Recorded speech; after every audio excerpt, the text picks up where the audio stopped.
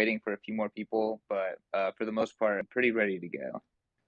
Yeah, I think while we're waiting for everyone to get ready, I'll just mention how the article came about. It actually came about. I was reading something that Jason had posted on his Twitter about his thesis, and the words he was using, it just reminded me of something I had read.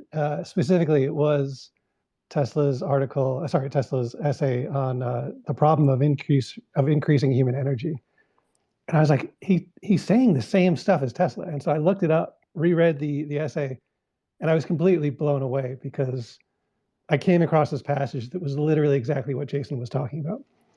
And I showed it to Jason, and we were just like totally floored. It was just incredible. He had rediscovered what Tesla was saying in a way, in these sort of first principles way that no one had ever really thought about until we had reevaluated it with Bitcoin, I guess is how I describe it. So once we saw that, I just said, oh, I've got to write about this, and I just put it into an essay, and it was really interesting because as we started to, I think I created a thread first, and as I started to write the thread, I got some people came out of the woodwork and was like, oh, are you going to write about, you should include some information about, some of the free energy stuff that Tesla was working on, and a lot of it's, quite sci-fi. And I started talking with Mike Hobart, and we were just going through this stuff and just thinking about what can we include in this article before it gets really far out there. And that was a lot of fun. So it was really great, a really interesting time putting this together. And I just have to thank Jason really for introducing us to this sort of new way of looking at Bitcoin. CK, should we get into it now? Yep, we should get into it. And I guess the only person who's not on stage that should be is Robert Breedlove. If you are on desktop, you should get to a mobile phone and accept the request to jump on stage. And actually, Zach Herbert, I just shot you a request as well. But we are all set to go. Level 39's awesome article that he dropped actually all the way back in October is pinned to the top here, as well as a lot of other stuff regarding what Bitcoin Magazine is doing. I want to make a quick shout out to the Bitcoin 2022 conference. You need to be there. You need to buy your ticket.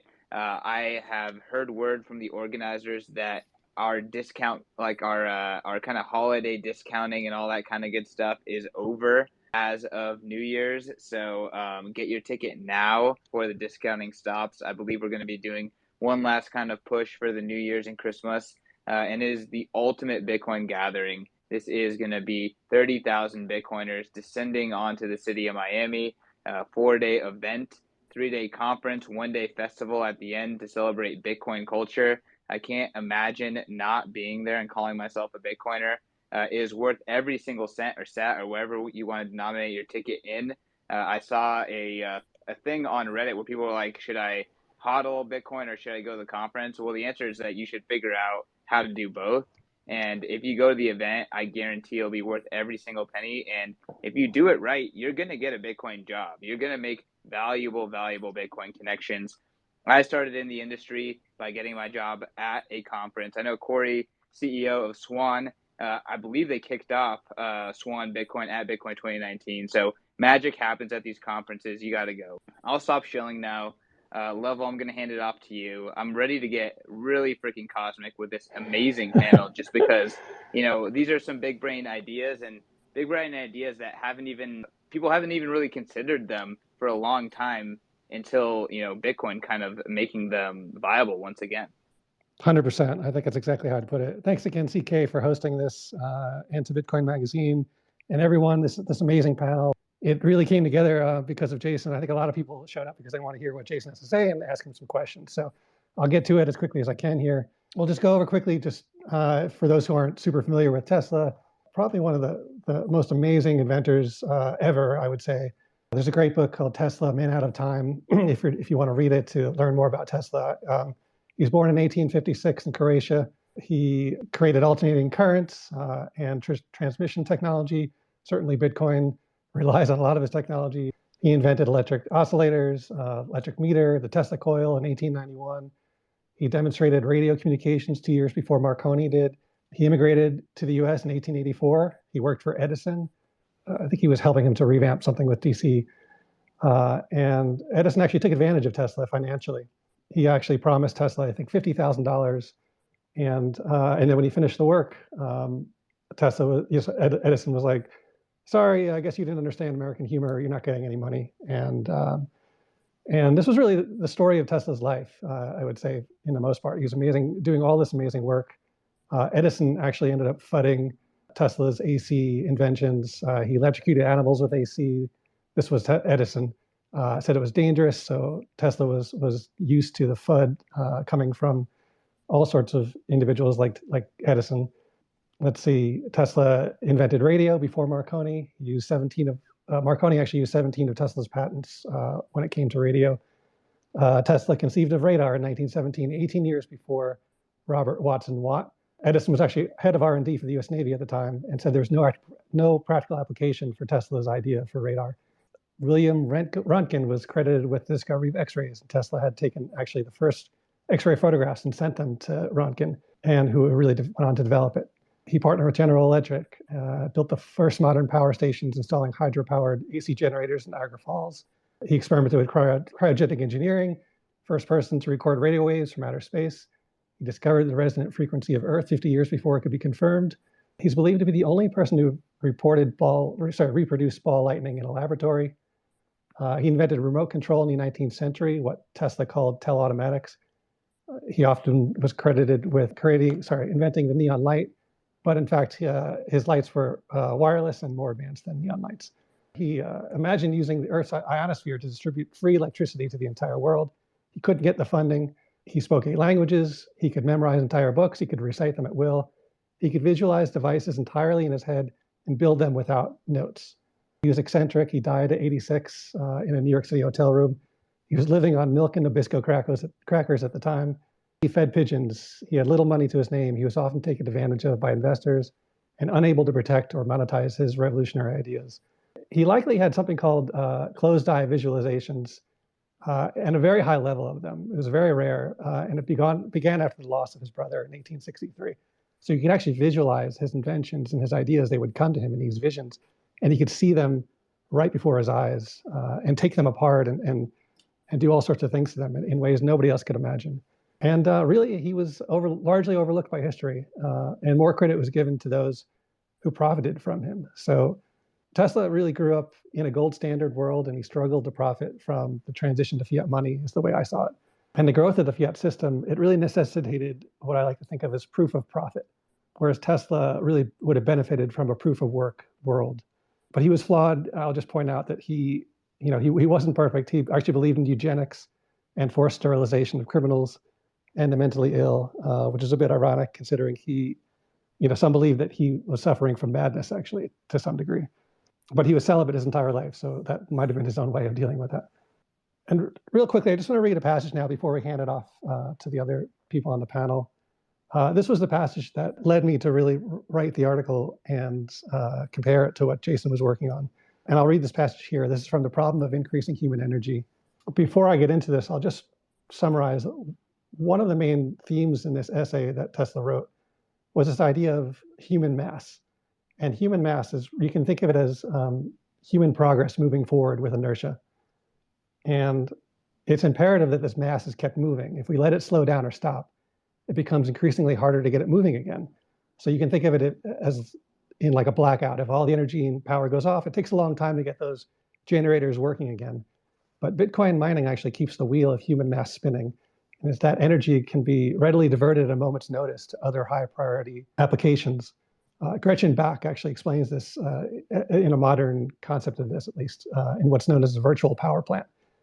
And these virtual power plants, these VPPs, they foster demand response energy grids. So you can have power really running at this high level and instantly divert it to anything at a split second. Those mining rigs can shut off. And it allows for this sort of instant on response or demand response when more power is needed. You can sort of think of it like a locomotive that's always kept idling because it'd be more difficult to get it going again from a cold start. So Bitcoin mining keeps that flywheel spinning so that it can be engaged at a moment's notice.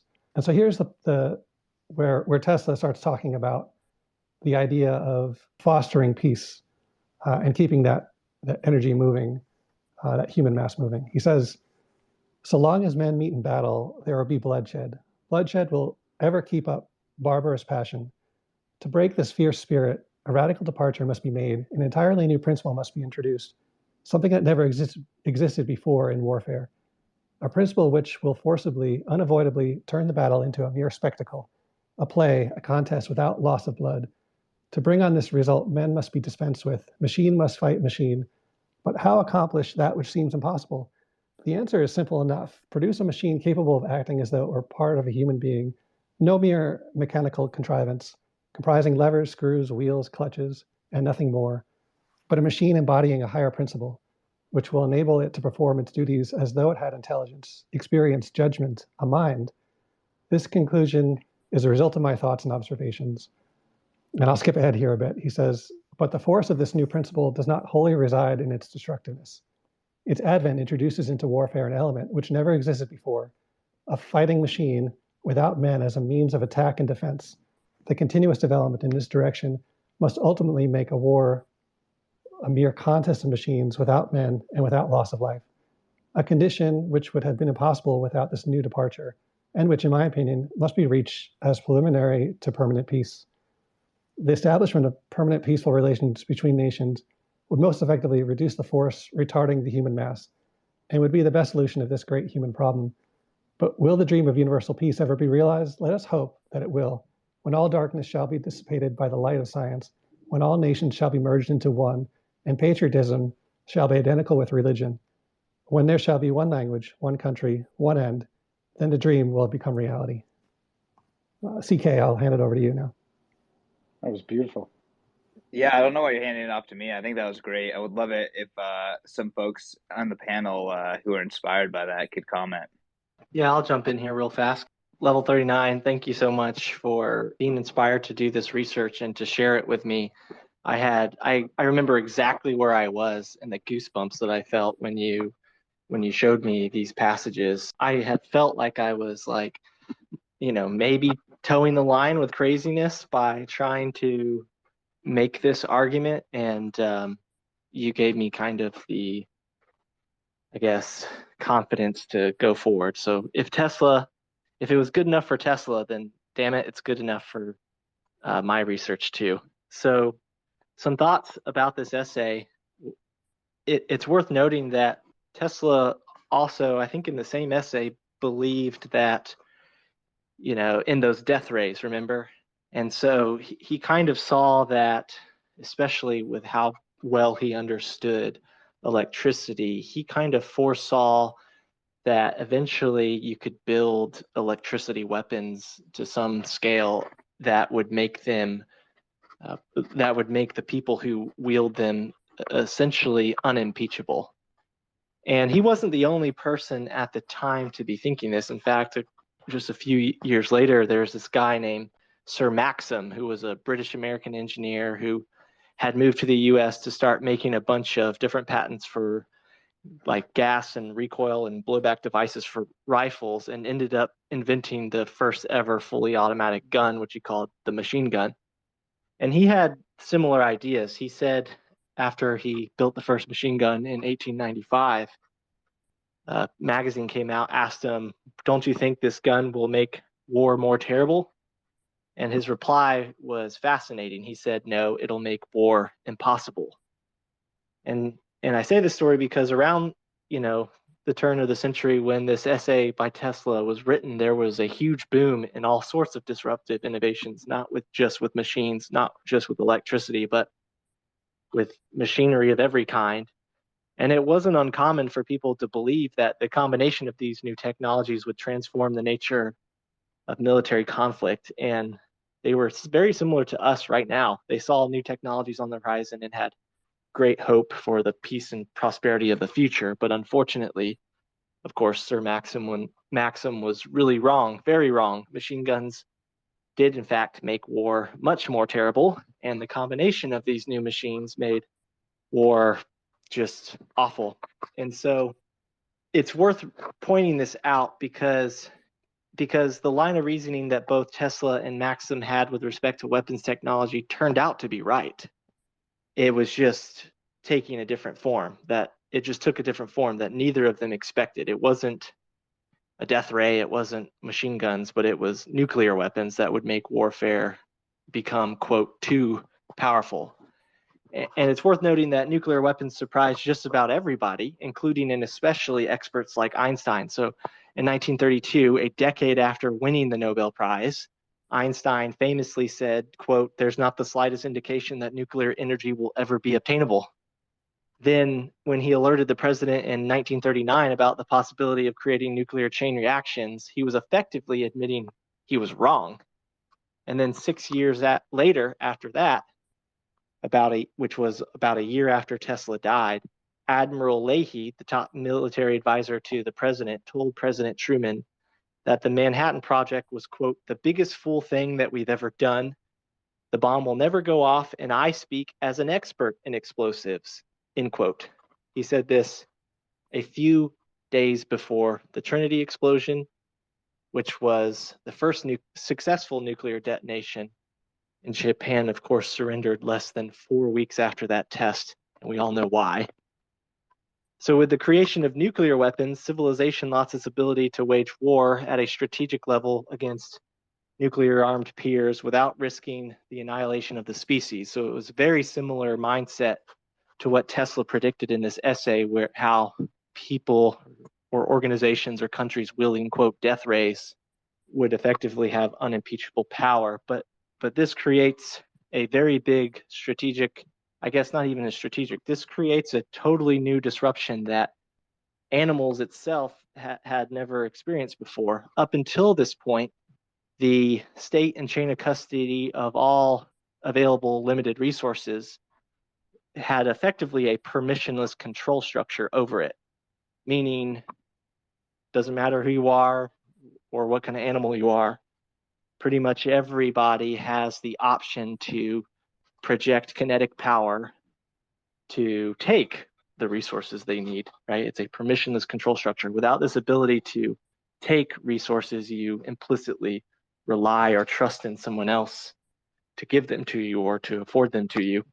And without a permissionless control structure, you actually create an insecure, unstable situation, because if someone emerges that becomes oppressive, or if a government emerges that becomes oppressive with their control authority over limited resources, there is no way to countervail their control authority.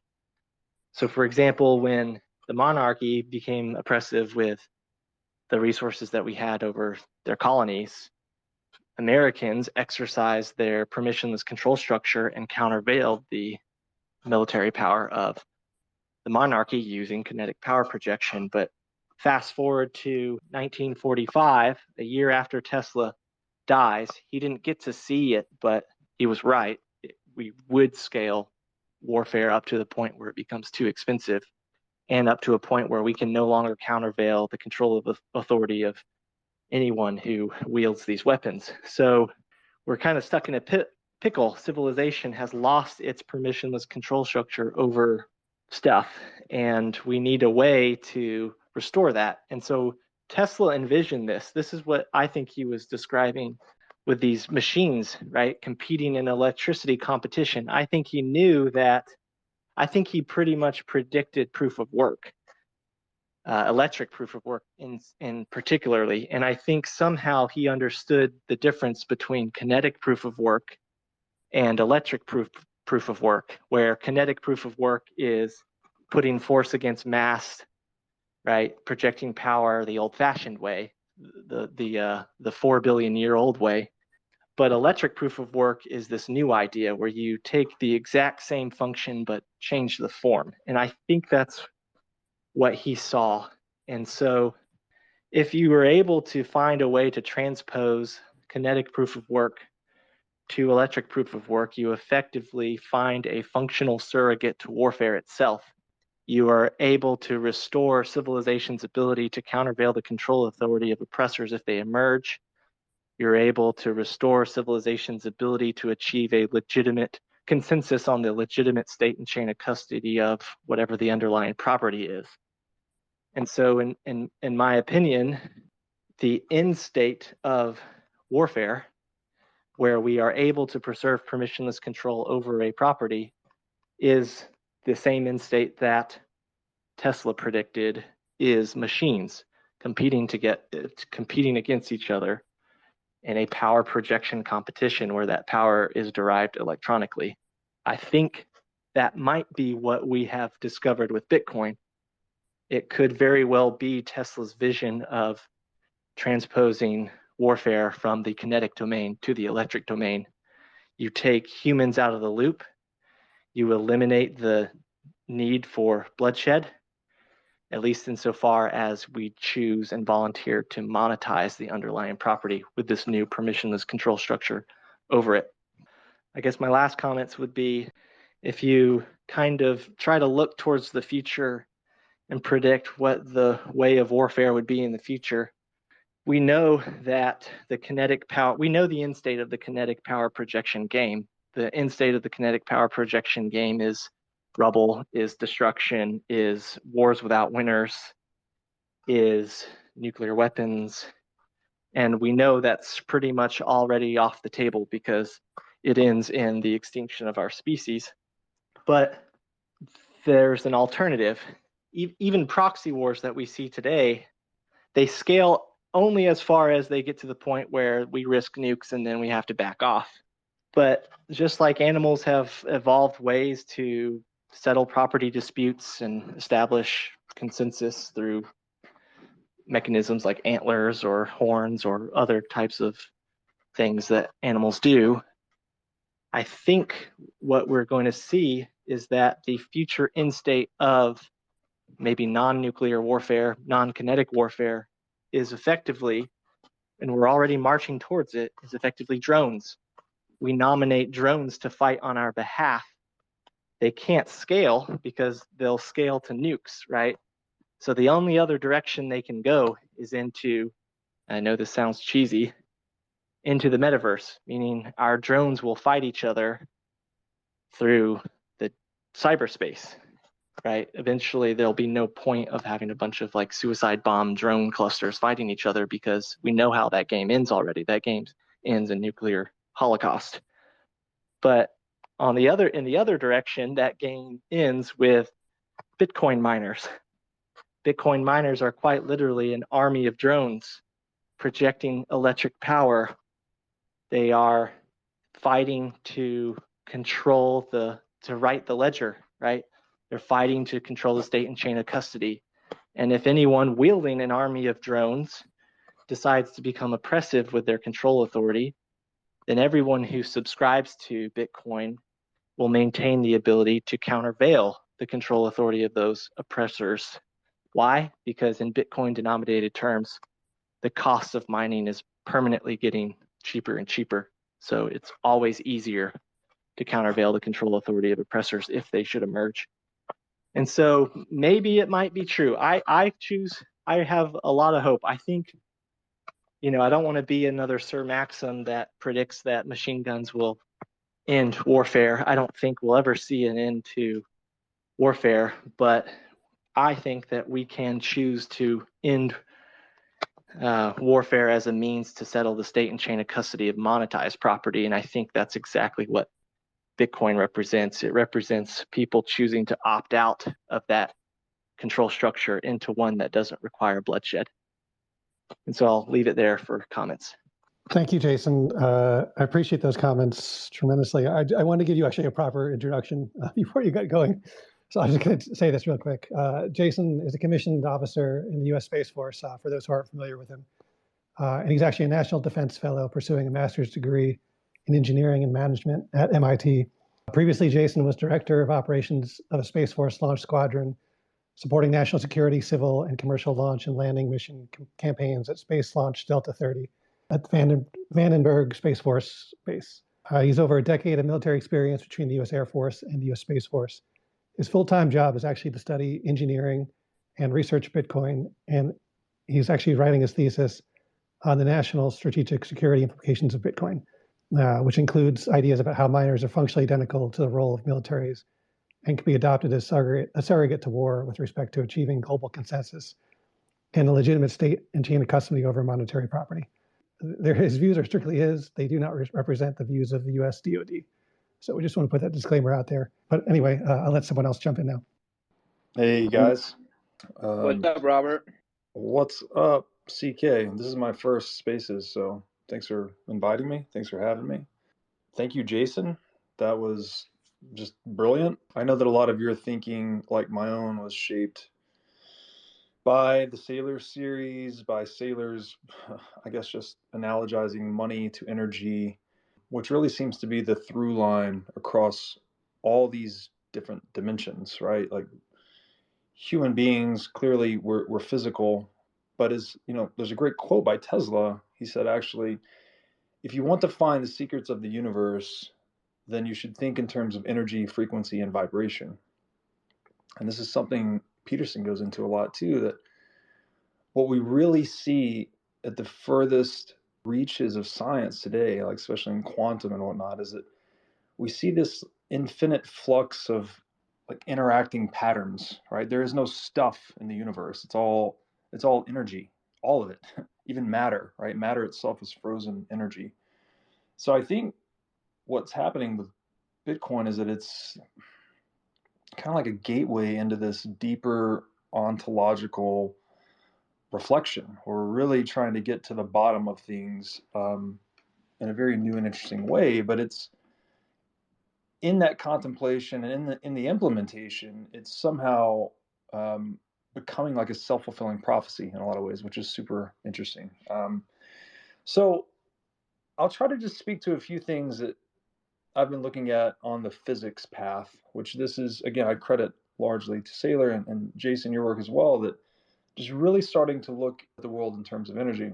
And if we think about civilization itself, it's indistinguishable from increasing the flow of useful energy. This is electricity, this is running water, this is food availability, this is economization of any human action, effectively. That is civilization. That's what we're doing. That's what trade and innovation are, right? They are force multipliers for human beings.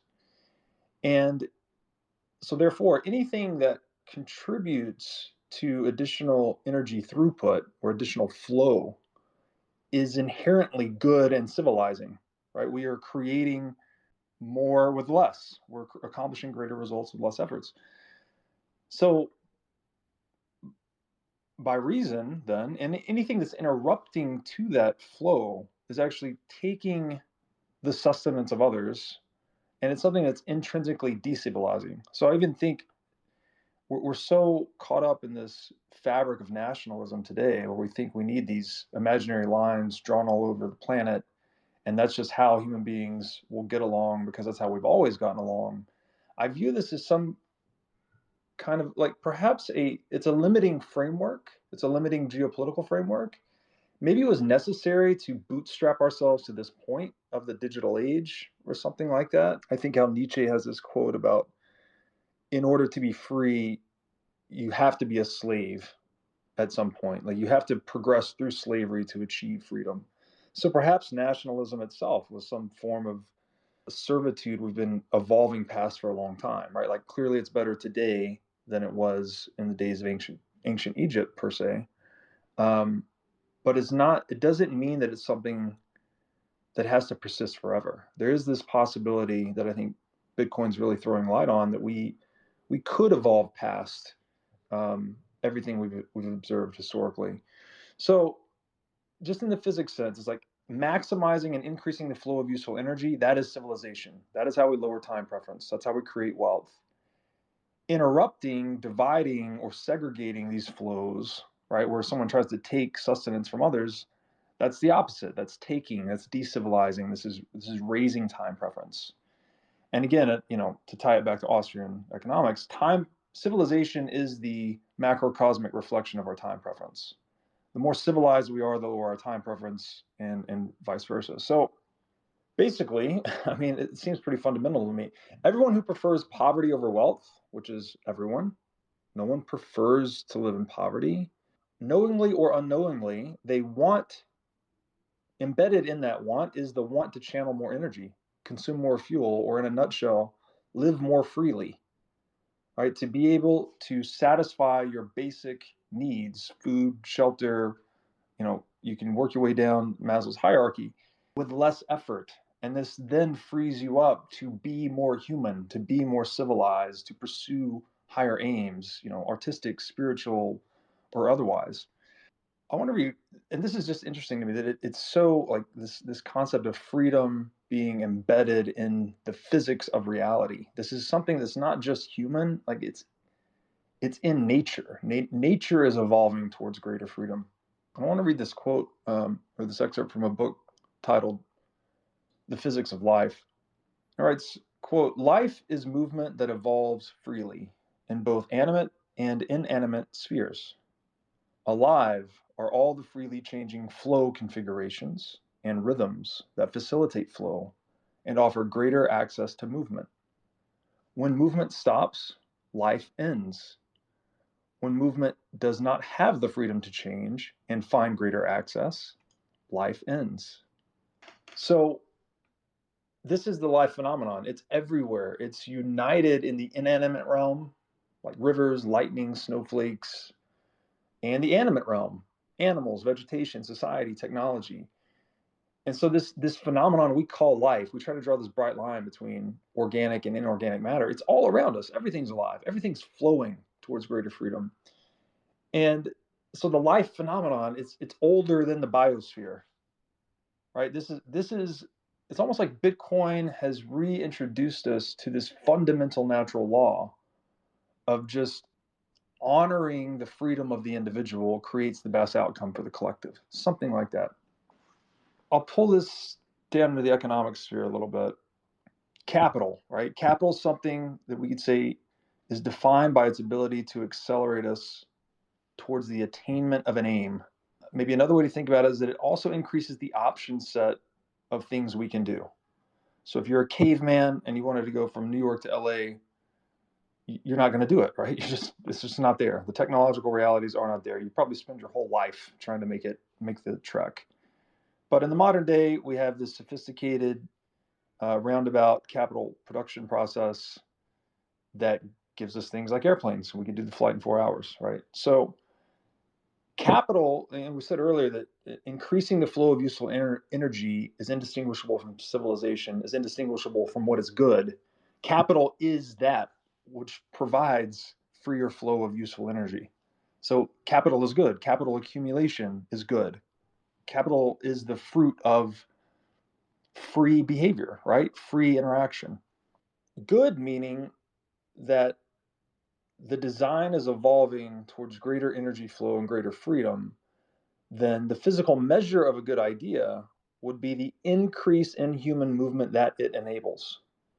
So good ideas basically become reflections of additional options for action. Again, with a caveman, right? He has the option now to fly in 4 hours versus spending his whole life trying to go New York to LA. Bitcoin, I mean, we can talk about this for thousands of hours and not run out of things to talk about, but I'll try to say one line here.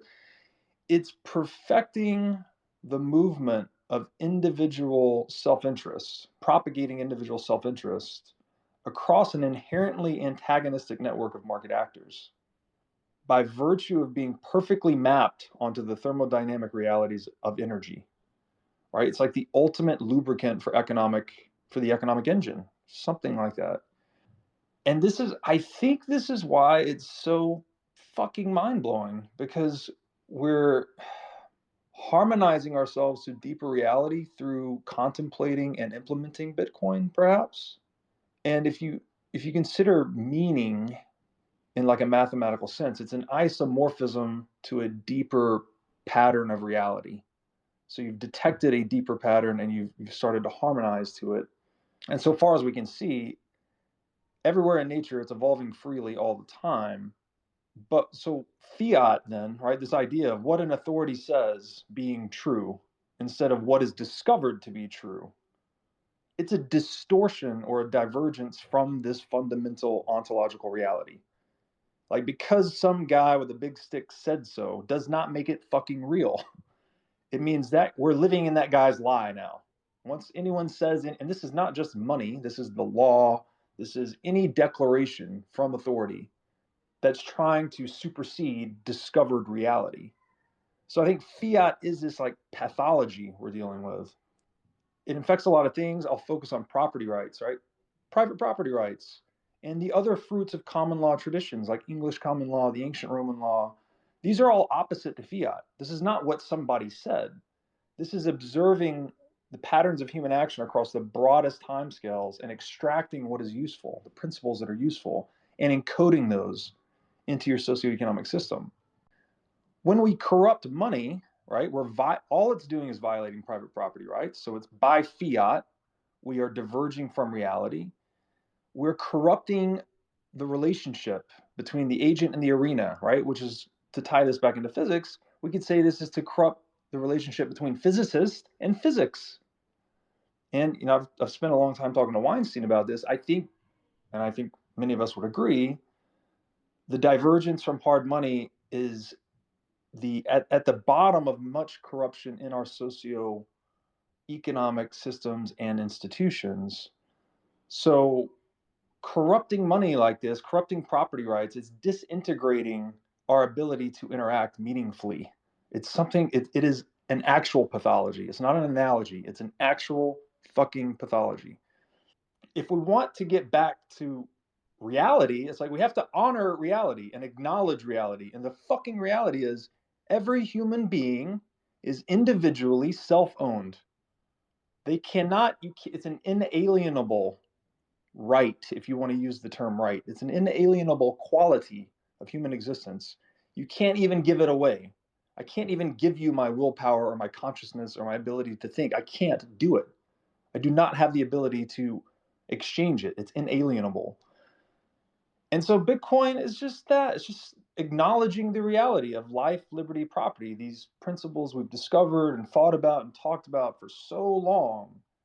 And it's just crystallized it into this technological implementation that appears to be an incorruptible social institution. It's like the wisdom of money, or the savior of socioeconomic reality for humanity. And it sounds wild and crazy and cosmic, but I think it is. So I'll drop it there. Yo, what is going on, plebs? We're going to take a break from our programming to tell you about the resurrection of our print magazine, starting with the El Salvador issue. Starting this fall, Bitcoin Magazine will be available on newsstands nationwide and at retail stores such as Barnes and Noble. Don't want to get off your couch, though? No problem. You can also go to store.bitcoinmagazine.com. So skip the line and get each issue shipped directly to your front door with our annual subscription. I'm talking 4 issues a year that contain exclusive interviews and profiles with leading Bitcoiners, actionable insights on the state of the market, breaking news and cultural trends, along with powerful photos and artwork from the best artists in the world. Subscribe today and get 21% off using code podcast at checkout. That's PODCAST, podcast at checkout. Jeff Booth, I'd love to hear what you have to think about what's been said so far today. Yeah, I'm going to try to connect a couple dots here, and Jason, great to hear you in this as well, and great to see you again, Robert.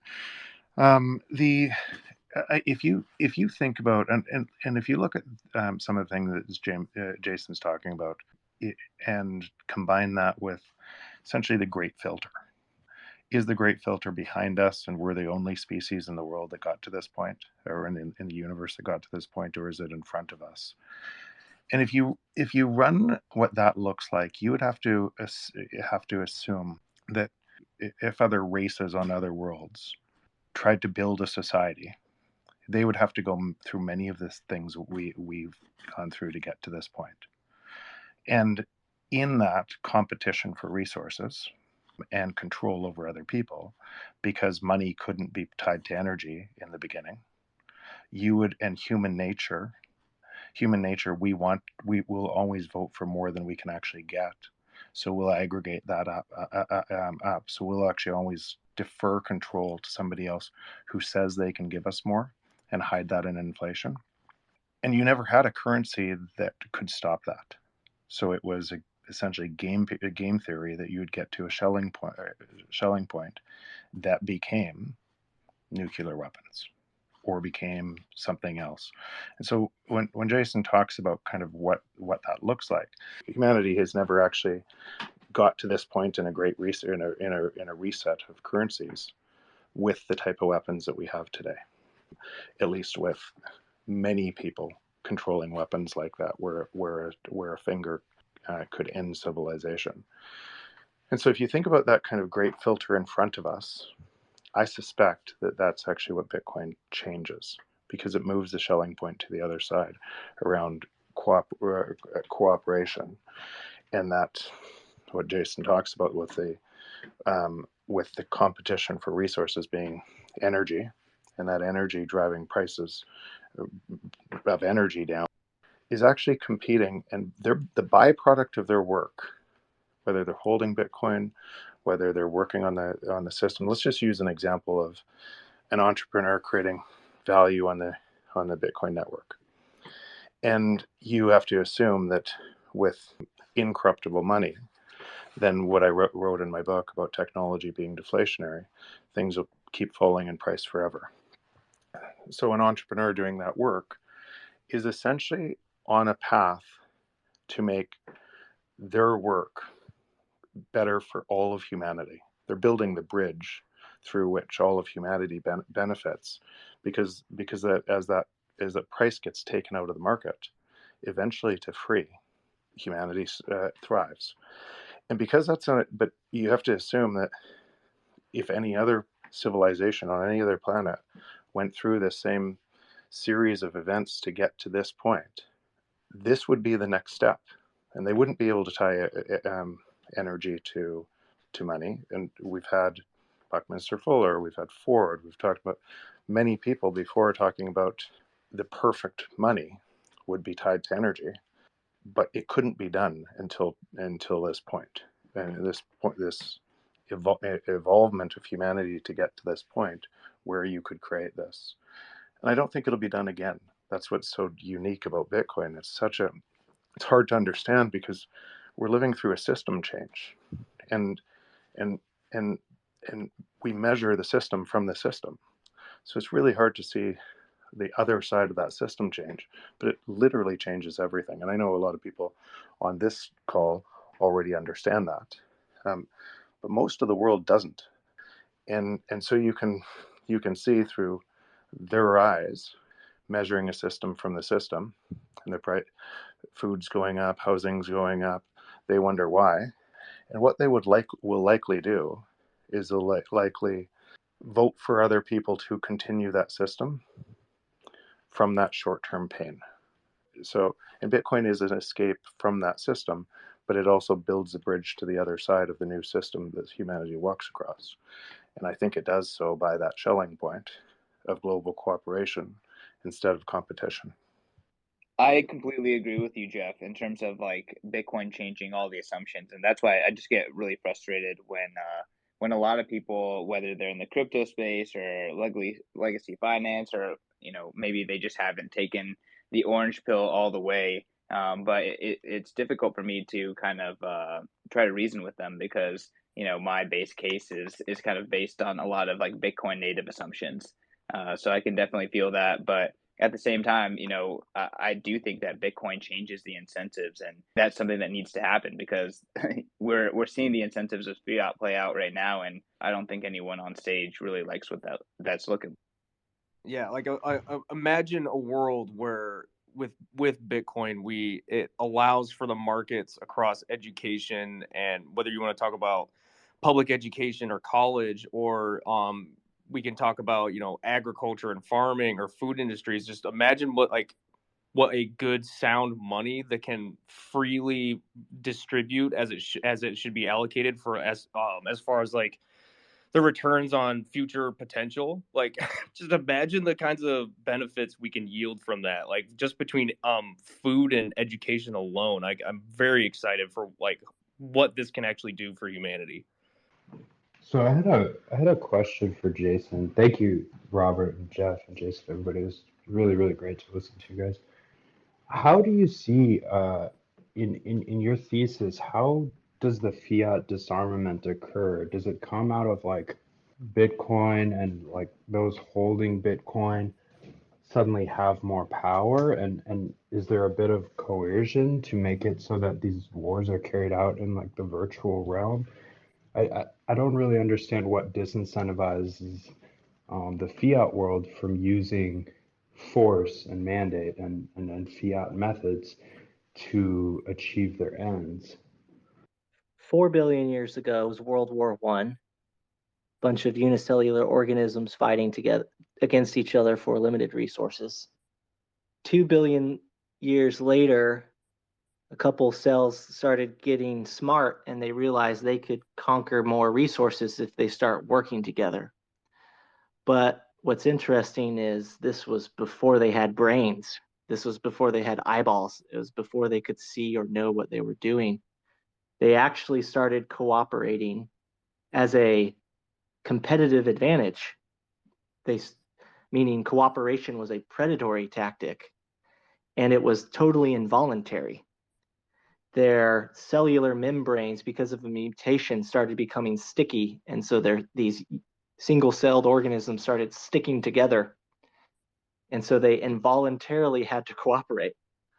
Or another way it happened was a bunch of single-celled organisms realized that the best energy efficient way to survive was to create really strong, basically cell membranes, really strong defense. But if you have a bunch of all these cells conquering a limited space, what you have is basically the colonization of an area, which is a form of attack because you are expanding.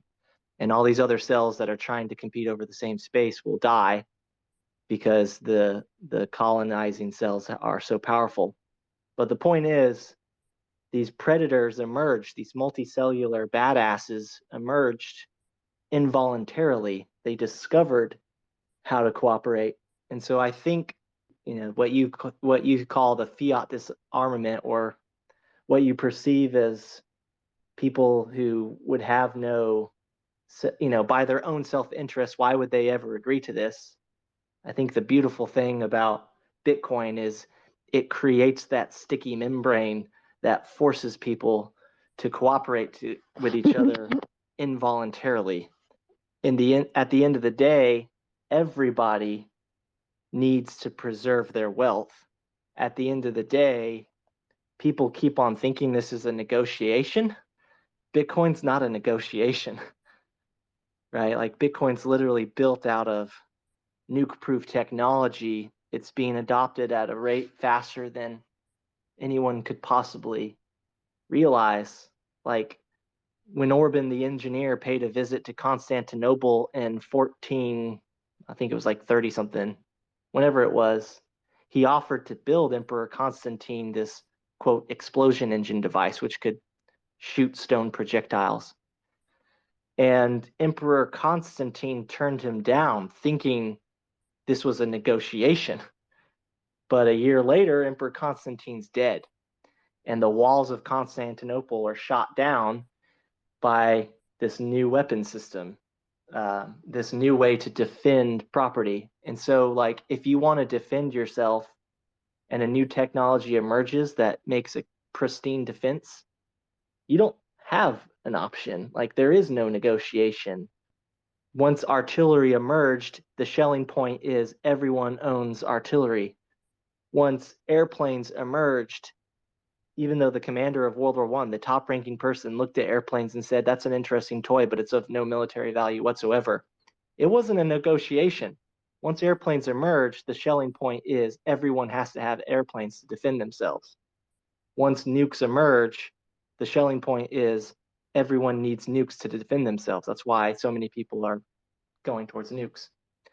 Bitcoin is a defensive weapon system, in my opinion. It is built off of defensive weapon systems. TCP/IP was a defensive weapon system. SHA-256, designed by the NSA, is a defensive weapon system. It makes defense, it perfects it. It allows people to achieve nuclear hardened defense at the individual level, where we don't have to rely on nation states to provide it for us. So, like, it's not a negotiation. It literally can't be stopped.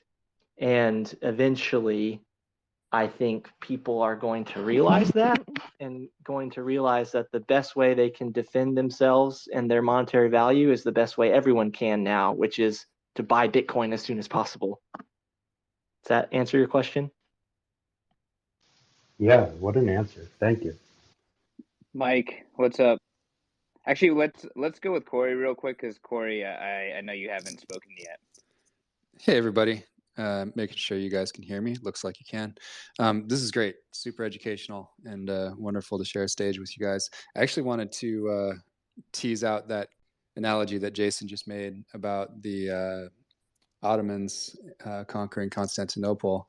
And, you know, one thing about that story is they were shown the plans for the cannon, and sure, they thought he was like charging a lot for it, but they also knew that they didn't have the materials for it. So at that point, Constantinople was basically a shell of its former self. I think there were only like 8,000 people living within the walls. They didn't really have much money or much resources anymore. And so what would make it different, or how has the analogy changed since maybe the existing system that has, you know, Bitcoin has it directly in its crosshairs now, but the existing system does have significantly more resources than the remaining folks in Constantinople had at their disposal. Like, how would that sort of change things in your calculus, Jason? It makes it so freaking frustrating because imagine if Constantinople was rich as hell and had a money printer. There would be no excuse. Like, at least, like, we'll give Emperor Constantine the benefit of the doubt. Yeah, he's broke and the empire was going down, but like, it was an existential threat. He figure out a way to find the resources to pay for the gun before Mohammed uses it against you a year later. Like, yeah, it's so freaking frustrating. It would be so easy to print money to buy Bitcoin. We are already in control of, you know, a nice healthy hash rate here run by American Bitcoin miners or allied Bitcoin miners. You could print money, you could debase the debt away, you could buy Bitcoin, you could enrich everyone who owns Bitcoin, you could improve the sovereignty of everybody. You would immediately eliminate the capital flight risk that you're scared of today. And then if you wanted to, you can still build your CBDC shitcoin on top of it if you want to. Like, there's nothing preventing you from still doing that. So buy it for the love of God. And it's like so sad because Emperor Constantine, when he was talking to in his last speech, he's sitting there and he's talking to his officers. I read the whole thing from like different interpretations. And he's like, the entire time he's ensuring them, like, don't worry, your swords and your shields are fully sufficient along with our walls to like protect yourselves. Our enemies have no such weapons. And he's like saying this as Orban the engineer is just raining shots down on them. He's my hero, by the way, Orban. He shot so many times that he cracked his gun and killed himself accidentally. He's a trigger happy guy. I hope that America will figure it out, will understand that, like, we don't get the option, right? If we don't take in Orban the engineer, then someone else will take in Orban the engineer. And also, I hope that the people in this space, you know, continue to shoot down these walls, but don't accidentally kill themselves in the process. I lost my train of thought. There's so many smart things have been said this evening that my brain is melting from it. I think, Jason, as you were describing the evolution of combat from single cell to multi-celled creatures, and how all of this is not a negotiation. It just brought up in my mind the memory of the expression, if you can't beat them, join them. And I think this is what you're saying, is Bitcoin is not a negotiation. It's this unbeatable technology. You might as well join them. And that's the light bulb that we're waiting to see go on for America's politicians. And it hasn't yet, and that's what you're frustrated about. So when are you running for president? Or something that's going to make it happen, right? Or Federal Reserve Chairman or something. It's like, it's sitting there looking at us in the face. And this isn't about like what Bitcoin's short-term price is. You're talking about taking control for the United States of using the current power that it has with the dollar as a reserve asset and making Bitcoin the reserve asset, but them having more of it than anywhere else in the world. And that light hasn't come on. And of course, if they do that, I know so many people are concerned about the price. We're just talking about numbers that would be dwarfing what they are today, because we'd be talking about all the money in the world essentially, and the race to own the biggest share of it at the beginning. Am I correct in my attempt to restate some of what you're saying there? My thoughts are there is no price that people wouldn't pay to protect their sovereignty and their monetary property. So the price is pretty irrelevant. They're going to pay it, whatever it is, if in the future. Also, there's this guy, Billy Mitchell. He saw these airplanes and he was a big advocate for them. He worked for the Army. He was a general. And he was like just constantly bashing Congress and constantly bashing his leaders about like, how could you not recognize the strategic security implications of this emerging technology called airplanes? And how could you possibly put so much money into things like battleships? He even got a captured German battleship from World War I and did a demonstration where he took a cheapo little plane with a cheapo little torpedo and then sunk the ship, and just to show the asymmetric advantage that airplanes offered. And there's transcripts of him basically calling his congressional appointees like pigs and like dumb as pigs. Anyways, he got demoted, understandably. He lost his star. He died.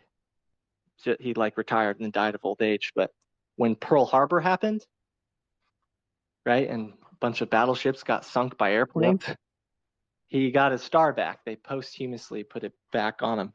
He was totally right. And so I tell my bosses, this is my Billy Mitchell moment. You got to let me do this. I promise I won't call my congressional people dumb as pigs, but I have to be an advocate for this because, you know, this is my Billy Mitchell moment. That's a wonderful story, Jason. And thank you then for for realizing this and taking it so seriously and putting your career on the line for what you believe in and what you have done an incredible job of reasoning about. I've learned so much listening to you in such a short period of time. I really have you've earned a lot of my respect. All right, we have, sorry, Jason, we have two people raising their hands. Mike, why don't you jump in and then we'll go to Jeff. Yeah, I just wanted to kind of maybe bridge the gap a little bit between analogies that Jason so eloquently put forward. So he mentioned how he was kind of discussing how like owning the apex technology really kind of made for the individual owning the big stick to have like the higher ground, right? And like the analogy that or the question that Alex proposed was asking, well, what prevents like the physical like destruction of the hardware that's supporting the Bitcoin network, right? Ultimately, it comes down to the aggressor weighing out the risk return on doing something like that. And when it comes to Bitcoin, because it's the apex predator in the financial world, there comes a time where weighing out attacking a fully decentralized network that's just going to grow back like a weed anyway, the aggressor actually loses out on any sort of reward with the way Bitcoin operates. And eventually, like Tomer just so perfectly laid out, is that if you can't beat them, join them. And that's where attacking the hardware just doesn't make sense. You're going to spend more time and money trying to blow up hardware and like maybe even risk loss of life, versus where if you just put that time and effort and energy into mining Bitcoin or producing Bitcoin or defending Bitcoin, you just come out on top, right? So like Tomer actually prefaced what I was going to say perfectly. Is like, you can't beat them, join them, and nobody can beat it, so you might as well join it. Can I throw in one second? I have this idea for a short story. I'm dying to tell it to you. It's in the near future. America's nuclear subs aren't patrolling the seas ready to launch nuclear weapons. They're mining Bitcoin, and it's an indestructible Bitcoin mining operation that they're running. So it's no point attacking the American mining operations on land, because you're not going to get enough of them because they're using the subs for them. What does anyone think of that? Love that. One thing I just wanted to talk to with Jason, Tom, or you were specifically saying, like, if you actually play that forward on kind of where the U.S. today stands, and what would happen is if they went all into Bitcoin, what do you think it would do to the global currency right now is the U.S. dollar? And so it would send a financial systems would start to collapse everywhere. And when you back up to that Schelling point, Jason, what happened in 1971 is what it happens with all of us is we protect our identity. For the way we play game theory is us first, then our family, then our friends, then our region, then our nation state, and we look at it the same. And that notion that we have builds kind of the powerful alliance to our nation state. And if you think about into 1971, essentially U.S. tied oil to energy to the U.S. dollar and made it ubiquitous because you had to price oil in U.S. dollars. And if you didn't, you were excluded from the financial system of the world. And if you tried to price it in something else, you would be invaded. But what's mistaken, what's missed there is that gave extreme privilege to the U.S. and it allowed them to essentially get free energy because they could print energy, and everybody else had to pay energy. And so the negative externalities, many of the negative externalities around the globe, are caused by that imbalance. And inside a country, including in Canada, because we're a beneficiary as well, we don't see it because we can spend beyond our means for a long time, and other nations can't because the currencies collapse. So tied into that, you can imagine moving to. You just have to think if you need to be really strategic for how you do this, because you can't have the collapse at the same time. If you were being strategic in that, you would want, I think, you would want a regulatory framework that allowed it to move to your country. You would want to set up Bitcoin mining like Thomas just said, but you would want to set up Bitcoin mining at the state level everywhere, but be very careful because your system change from the system that has the biggest benefit from the system as it stands today. So you have to create the new system to move to the other side, and that's well, I just don't see very many companies. If I think about a company example, short of Apple, hiding the iPhone in a lab, developing it with a different group of people, and running their entire business the other way, and not letting anyone else know about the iPhone until it was ready. I see the similar type of thing here in that transition. I suspect all over the place, different states in the US are actually moving this way. Different counties are moving this way, but it's just a natural progression from one system to another, and I suspect it's happening all over the globe. Sorry, I fell off there for a second. To answer the question that was asked before I fell, so we have seen effectively a nation-scale attack against the Bitcoin mining network. They didn't use bombs, but they effectively used the threat of bombs, and it was over the summer. And so, like, do we think that we'll ever see such a, I mean, to achieve the same effect, you would have to bomb all the miners in the country simultaneously, right? Like, do we think, I guess, if it can survive a 50% drop in hash rate in a couple weeks and then recover 100% back within 6 months and hit new all-time highs, that is an incredible display of the resiliency of the network. But if push comes to shove, there's always the old-fashioned way of protecting miners. Over. Let's jump to Robert. I kind of have a question I wanted to throw out. I think mostly for Jason, but really anyone. Jason, you were describing the Schelling point of military dominance, as I understand it, coalescing to the more, I'm going to use this term, frictionless. I don't mean completely free of friction, but less affected by friction, let's say. So the move, clearly, he who controls the waves controls the world, right? To be able to launch a successful navy was the most frictionless domain on which martial law was established at a global scale. And that changed, as you mentioned earlier, when we got into air technology, right? Fighter jets and whatnot. So now the dominant force in the world are these super carriers. And clearly, you're involved with Space Force, which would be the least or the most frictionless domain, let's say.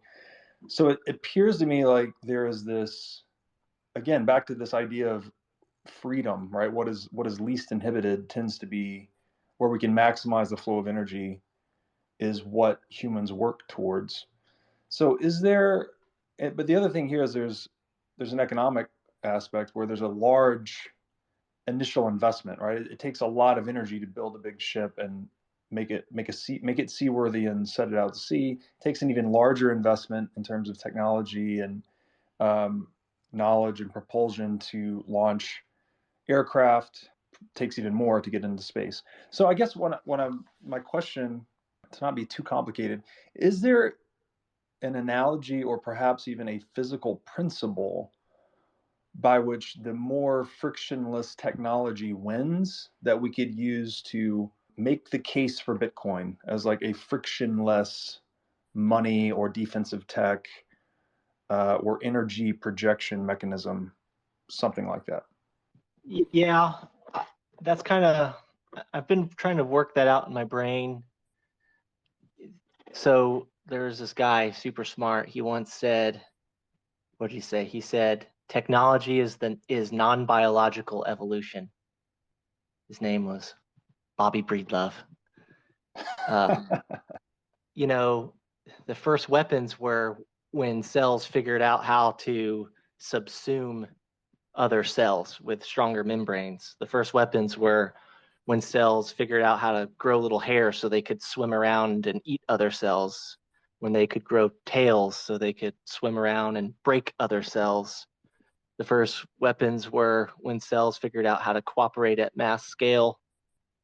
And then you scaled that up all the way to multicellular.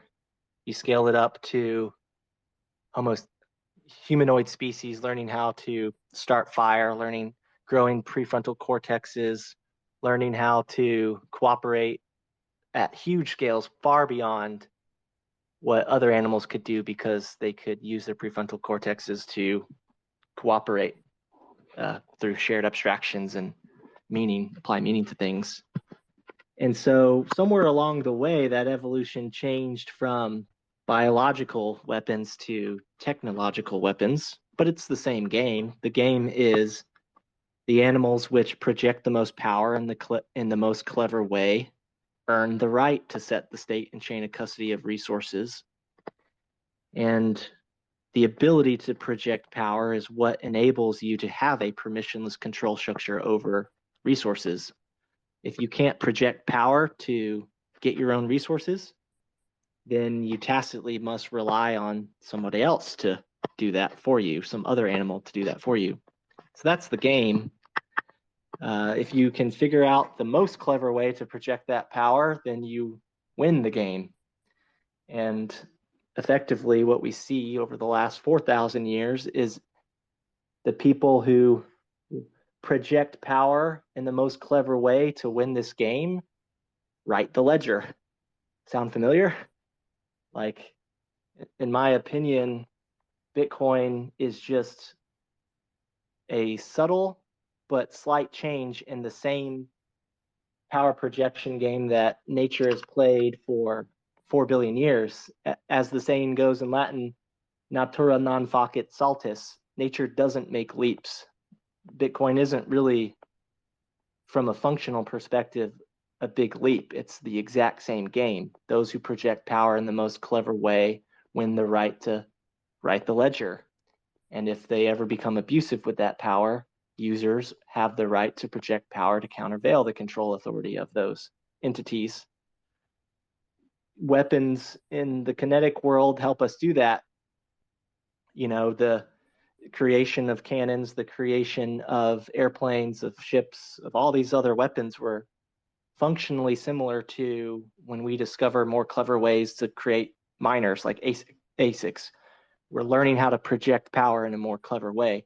That the only difference is it's kinetic power versus electric power. And so I really do think that Bitcoin is war. I know that people get salty when I say that, but like, it is the functional surrogate to war. It is the exact same game, played the exact same way, using the exact same physics. The only difference is, instead of projecting, force against mass to displace it, you project charge against resistor. But everything else is the exact same. And so that's awesome, because now you've created a way to protect property, but more importantly, to reestablish a permissionless control structure over property after civilization lost that ability because we scaled the kinetic power projection game too far. And so Bitcoin creates a step function decrease in the amount of energy needed to preserve and restore the same game that nature itself has been playing for 4 billion years. And that's kind of what I want other people to see. It's like, Bitcoin's not special because it creates a scarce form of digital property. I could go buy some shitcoin if that were special, right? In my opinion, the true scarce part of Bitcoin is the permissionless control structure over it, which can only be achieved through the projection of power, energy transfer per unit time. I think it's fascinating.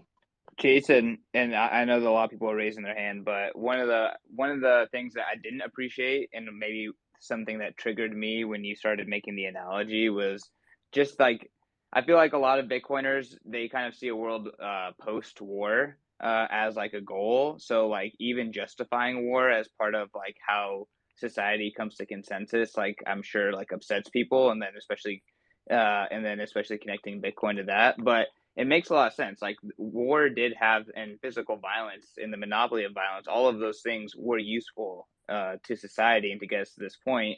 And they need to, like, you can't just remove them without filling the void of some other form of like consensus or way for people to kind of project that energy. Yeah, I mean, I don't like war either. I probably don't like war the most out of this group.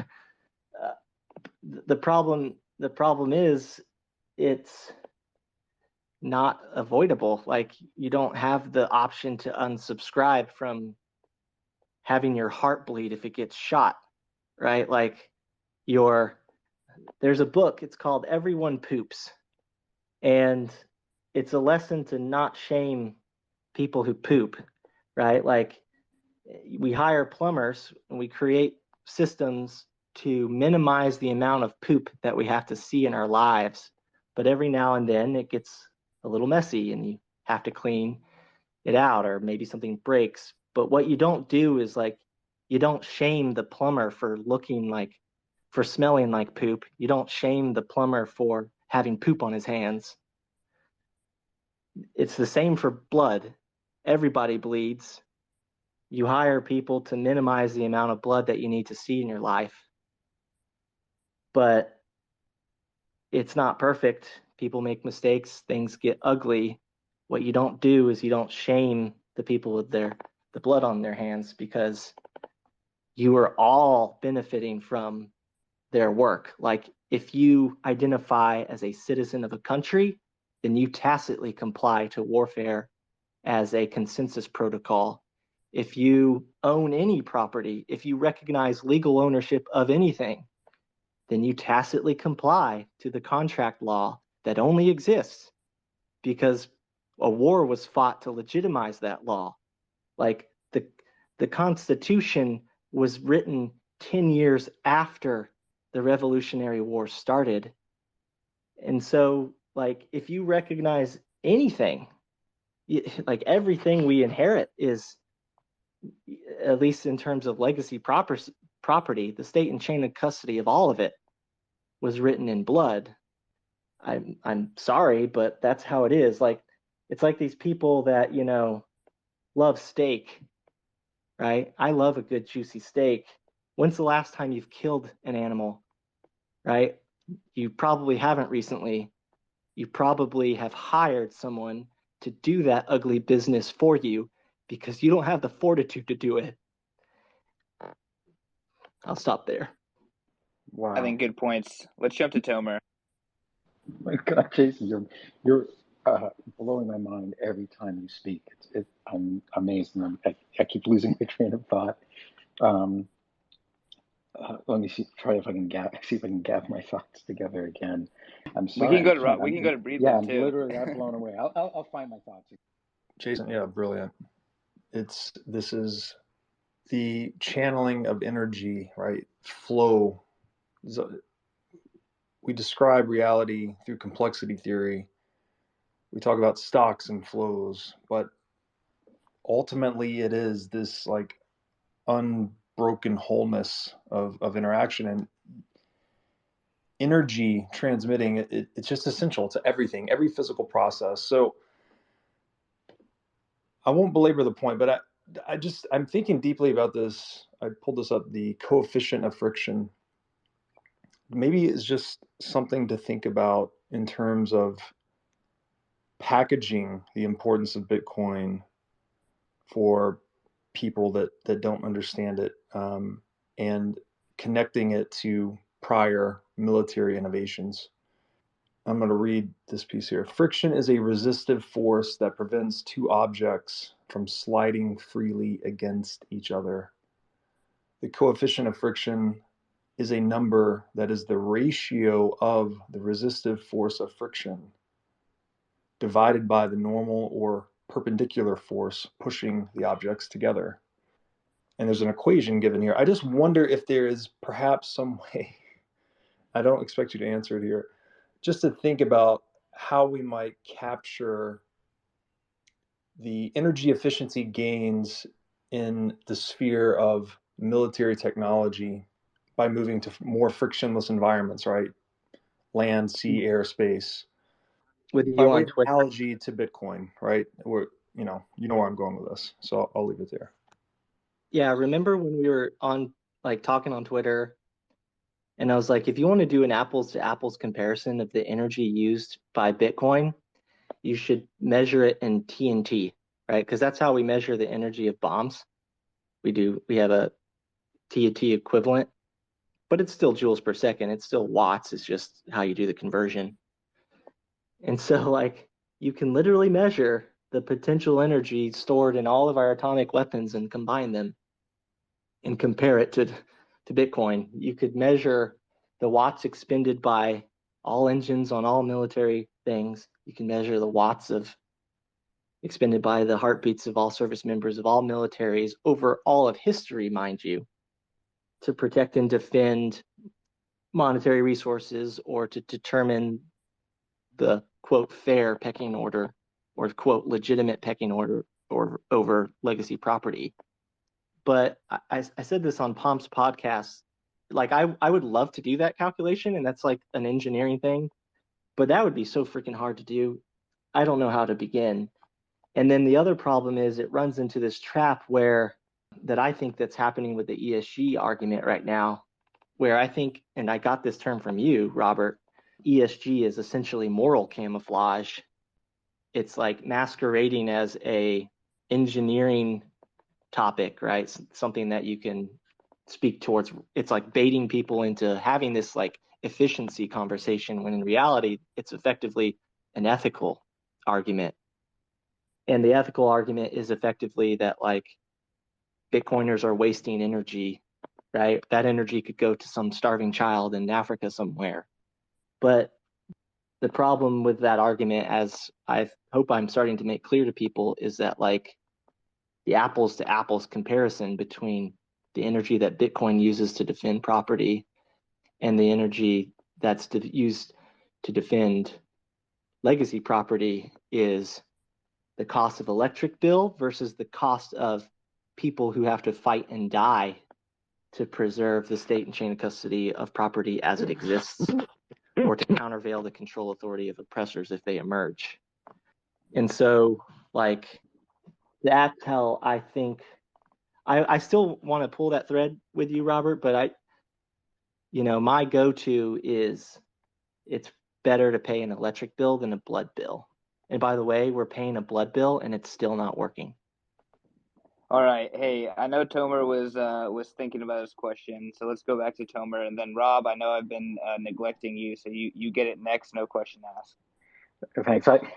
I'll kind of be quick because I just want to do more inquiry in some of what you're saying. And you said, Jason, Bitcoin is a war. And part of the question I want to ask is, who is it a war between? Who's at war and who's fighting the war on whose behalf? Because it sounds to me like you've been, like if I take it to heart, the role of the soldier, the role of the butcher, and the role of the miner is the same. They're doing the work that the rest of us benefit from, and we tacitly and implicitly benefit from it. So I've got the question of who is the war with, but I also want to ask that as a devil's advocate, if we have this competition over hash rate, which is the projecting of the force, but it all exists in cyberspace and we've all got our Bitcoins. What is your view on why military force doesn't just roll in and say, I don't care that you guys have Bitcoins, you're using my fiat money at the point of a gun, and that's the end of the story, put away your Bitcoins. Like, how does Bitcoin still, in the digital realm with electricity, repel the force of a gun? So I think this is a good common confusion that I need to get better at explaining. I think Bitcoin is a surrogate to warfare, not is a war against any particular entity. So when you buy Bitcoin, you effectively are volunteering to engage in a new form of warfare between other people who own Bitcoin, where the warfare is fought between miners, just like Tesla kind of envisioned. We are choosing to let miners set the state and chain of custody of this limited resources. We are volunteering to monetize this. Like when you buy Bitcoin, you're seeding the development of this Bitcoin military industrial complex, right? And we let miners countervail the control authority if that emerges. Can I interject? Yeah, can I interject with just something, because you're explaining it right now? It's like, so if, let's say in the traditional world, I either align myself with the American army or with their enemy, and depending on which one of them wins, I stand to gain or I stand to lose. So I should ally with the winning side. But in this mining war, I'm not allying myself with the war between them. No matter which one of them wins the war, which is also kind of this never-ending war, I win. Because one or the other is going to mine my block. I don't have to take sides with any of them. And is that well, I just think that's such a distinct difference than having to take sides in a war. On Bitcoin, there's only one side to take, and everybody's on the winning side. Yeah, I mean, you sit back and you let the machines duke it out, and you sip your apple martini and get richer. Like, it's a pretty great, it's a pretty great alternative form of war. Yeah. Sign me up for that. Yeah, every 10 minutes the battle is fought, somebody wins, there's no bloodshed, then it starts all over again. It's beautiful. Yeah, exactly. The battle is like, the history of legacy property is partitioned when, by the time that the last army surrenders, right? So the battles, these wars, like it's a war partitioned blockchain. It's a war partitioned ledger. That's what like legacy property is. But to Mike's point, you have a constant tempo of warfare. You have a bunch of miners going up against each other to project power to win a probabilistic game, just like actual warfare is. Someone's going to win it. Boom, bam, we move on. And so you just like constantly, it's like continuous quote warfare, but in an electric sense, not physically. It's awesome. Okay, but why can't a guy with a gun come in and kill us all? Or why won't he? So Tomer, that's where my explanation kind of touched on. I'm not trying to steal it from Jason, but I just don't want to have to waste his time. the monetary, like the incentive, the monetary and financial incentive, and the time and energy cost incentive of doing that versus just dedicating that time and energy into like the money that that individual spent on hiring like the mercenaries or the goons to go and point the trigger to like purchase the weapons and all that stuff. Like they could have just put it into Bitcoin and they probably would have been better off, like instantly and into the future. And if you take it at scale, like the real reason like militaries kind of emerged is effectively to preserve trade routes. If you don't have a navy, you have a pirate problem, right? Like if you don't have a Roman legion, you have an issue. And so you create a military to preserve trade routes. Once the trade routes are preserved, you create a rule of law to enforce all the different monetary and trade contracts that are in place. And then once you have those two things, then you have a money to facilitate the trade, make it faster. And so like at a big scale, people aren't really fighting to like, they don't fight the same way at scale for the same reasons as they do, you know, the crazy guy on the subway who might shoot you and try to take your coat or something. Like it's a totally different incentive. And then again, you have to have a standing military to the return on investment is a game of, it's a math equation, right? There's the stick side of the equation and there's the carrot side of the equation. We could all sing kumbaya and maximize our private property rights as much as we want to, but like if we don't have a standing military and if we're successful at creating abundance, the return on investment, like the calculus says, for a third party to come in and just take your stuff, right? Bitcoin changes that calculus. For starters, you can't take their stuff, right? Like the monetary property is hidden behind a wall of encryption. It's much more harder to get to it, and if not impossible.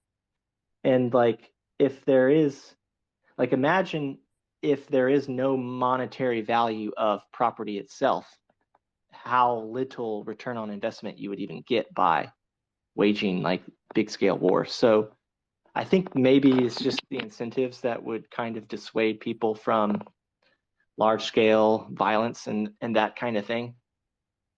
That's all I have.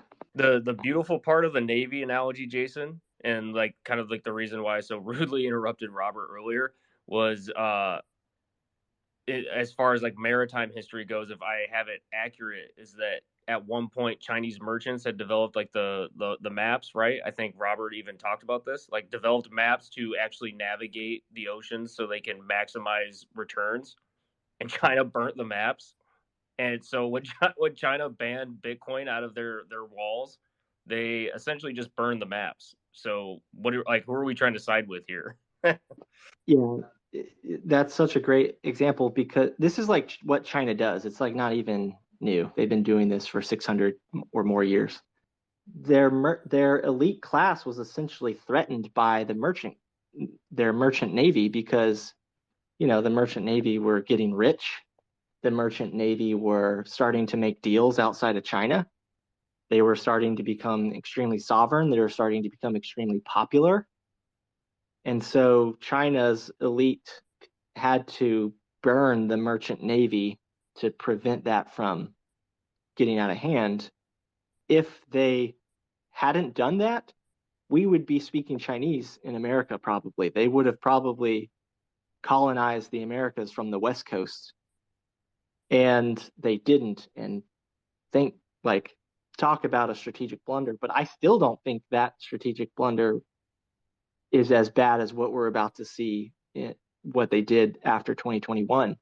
But it's effectively the same game. Like their merchant class was starting to get pretty sovereign and starting to get pretty rich and starting to threaten their power. So to preserve their family dynasty, they kind of have to stop it. I posted a photo a while back, but it was like effectively a pistol with the barrel facing like the other direction, and that's exactly kind of China's strategy for Bitcoin. Let's go to Rob. So I was jotting a couple notes during this conversation. Really awesome discussion here. Really quickly, just because the mining discussion, we were just talking about like every 10 minutes is a battle. I think it's interesting because it almost you don't have to worry about the messy parts at like the end of a war or a conflict with surrender in terms of surrender, because the contingency of being able to participate in future games is you agree to the previous state of the battle, right? And in a technical term, like you anchor your block, the new block has to anchor in the hash of the previous block. So you almost have to immediately concede to move forward from like a war game perspective. So it's almost like a cooperative war game that everyone's agreeing to play to, and that's the easiest path to keep on playing. And additionally, on top of this, like Breedlove, to what you were talking about before, like the lowest friction domain, like that's where you go from land to sea to air, right, into space. I think software is this leg of very low friction because it's digital, right? It's ephemeral. But what makes Bitcoin so unique is that it's backed by energy. So since it's backed by energy, you have this stickiness that gets kind of brought into it. And I think from like the digital realm, that's what makes it so interesting. And to ultimately pull this to like Tesla, he was so good at physics, the energy game of physics in the physical world, but he was so bad at the monetary game. And Bitcoin is the merger and the intersection of those two games. And energy ultimately being immoral, like it's interesting that you have to opt into a certain set of like principles with Bitcoin, like in software code, and that's where you get sovereignty from, because you're able to take this immoral thing, energy, right? It can do good things, it can do bad things. It's just the fuel in the tank, right? But you transcribe it into this like codified rule of laws, and all of a sudden you get digital property rights and sovereignty from it. And just one last piece here, just from like the nuclear energy perspective, because I think that's like the major step function in war, right? Like the nuclear bomb in World War II was this huge step function up from, dropping smaller TNT bombs and, having gunpowder. Like nuclear was this huge step function upward. I think defensive technology with Bitcoin, I think the nuclear triad as a deterrent, right? Saying, hey, we have, land, sea, air, like we have all of these different ways of executing mutually assured destruction. But with Bitcoin, you don't have to worry about the physical threat of mutually assured destruction. It's like mutually assured cooperation, right? Like everyone has to be forcibly played together. And if energy is one part of this whole wargaming Bitcoin story, the chip fabrication is the other side. And I think all of the supply chain issues we've seen is that it's actually a national security issue that we don't have chip fabrication on U.S. shores, that we're reliant on things like Taiwan Semiconductor Company, and we're reliant on Samsung and Seoul. I think this is an amazing opportunity for this Bitcoin story with U.S. As a country and military defense of bringing chip fabrication onshore, American companies like that we have much higher confidence and safety in. And I know those were a bunch of disparate thoughts and points, but I leave that open to the group for any other thoughts. Real quick before we get to Cory, I just want to say that to me, there are losers in the Bitcoin war. It's when miners capitulate. They have to turn off their rigs when they're no longer profitable. And to me, the story of Tesla is that, the lesson from Tesla is that the next generation of producing abundant, nearly free energy, if you're not producing abundant energy, you're losing the war. If you're losing the war, you're not advancing humanity forward. You're not forwarding that human mass that he talks about. But the great thing about this war is there's no broken window. That's all I have on that. My fellow plebs, the Bitcoin conference is back. Bitcoin 2022, April 6th through the 9th, is the ultimate pilgrimage for the Bitcoin ecosystem. The Bitcoin conference is the biggest event in all of Bitcoin and cryptocurrencies. We're leveling up and making this bigger and better than ever. I'm talking straight to the moon with the 4-day-long festival in the heart of Miami at the Miami Beach Convention Center. This has something for everyone. Whether you're a high-powered Bitcoin entrepreneur, a core developer, or a Bitcoin newbie, Bitcoin 2022 is the ultimate place for you to be with your people and celebrate and learn about the Bitcoin culture. So make sure to go to b.tc/conference to lock in your official tickets and use promo code Satoshi for 10% off. You want more off? Pay in Bitcoin and you'll receive $100 off general admission and $1,000 off Whale Pass. Those are stackable. So go to b.tc/conference and attend the best conference in Bitcoin history. Yo, my fellow Bitcoin lovers, have I got something specifically curated for you? The Deep Dive is Bitcoin Magazine's premium markets intelligence newsletter. This isn't some paid group shilling buy and sell signals. No, this is a premium Bitcoin analysis led by Dylan LeClaire and his team of analysts. They break down in an easily digestible way what is happening on chain, in the derivatives markets, and in the greater macro backdrop context for Bitcoin. This newsletter turns volatility into a joke. So hit up members.bitcoin.magazine.com and use promo code podcast for 30% off the deep dive. That's members.bitcoinmagazine.com, promo code podcast for 30% off. Divorce your pay group and learn why Bitcoin is the strongest asset by Dylan and LeClaire and his team. If you guys don't mind, just selfishly, I wanted to jump in and ask a question of Jason before I've got to hop. This is fantastic. I'm going to still listen. I just can't talk anymore after this question. Jason, you've been kind of sharing your work as you go, as you kind of develop this thesis for your program up at MIT. And I'm curious with where you are today, mid-December, looking at the rest of the path that you have going forward. What are some of the areas that you need to explore more, or where you have kind of unanswered questions, if you found them, and kind of what's also maybe a part two to that question? What has been surprising to you so far in maybe unexpectedly catching your interest and making you go like super deep down a rabbit hole that you had not foreseen? I'll answer the second question first. So I'm trying to frame Bitcoin, the national strategic security implications of Bitcoin. It turns out that MIT is a leader in system engineering driven security design. They have an entire methodology here called system theoretic accident modeling and processes. It goes by a couple other names.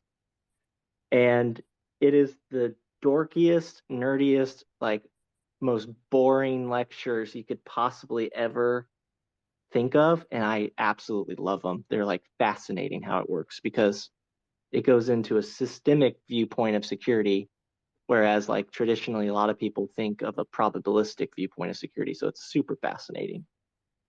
And then what I found even more impressive is it's derived from the Air Force, particularly from nuclear weapons, and how to make them more secure. And so it's just fascinating how it all kind of comes together. The way that you fully appreciate Bitcoin's security implications is from a systemic viewpoint. It merges all these concepts that I keep reading from Jeff and from Robert and from Michael Saylor and from everyone else. It just kind of beautifully meshes with everything. So where I'm at right now is I think I've decided exactly what my methodology will be. I will use this system theoretic accident modeling to develop a framework for analyzing the security implications of Bitcoin. I'll do probably like a systemic security analysis of the fiat system. It will not be pretty. I've also already read the FCIC report, Financial Crisis Inquiry report. And like, here's something crazy. It just fell into my lap. The FCIC report on the, quote, root causes of the financial crisis. In the report, they say this report is designed to mimic a traffic safety investigation. And so everything that I'm learning in class is literally what's taught to flight safety investigators when they're trying to understand the root cause. And so now I can apply all these principles of safety engineering, security engineering to the financial crisis. And I'm essentially in these classes being armed with like a bulletproof argument for destroying everything that they've been saying in these reports. I'll have to type that out in a way that people will understand, that won't make people angry or divided. That'll be as logical as possible. And so That's impossible. Yeah, right. Yeah, true. But I'm there. And then the rest of the stuff that you hear me talk about, like, deep diving into 4 billion years of kinetic power projection and how life evolved that game up to the point where we have it today. that's just going to be like the intro. That's going to be like the lit review.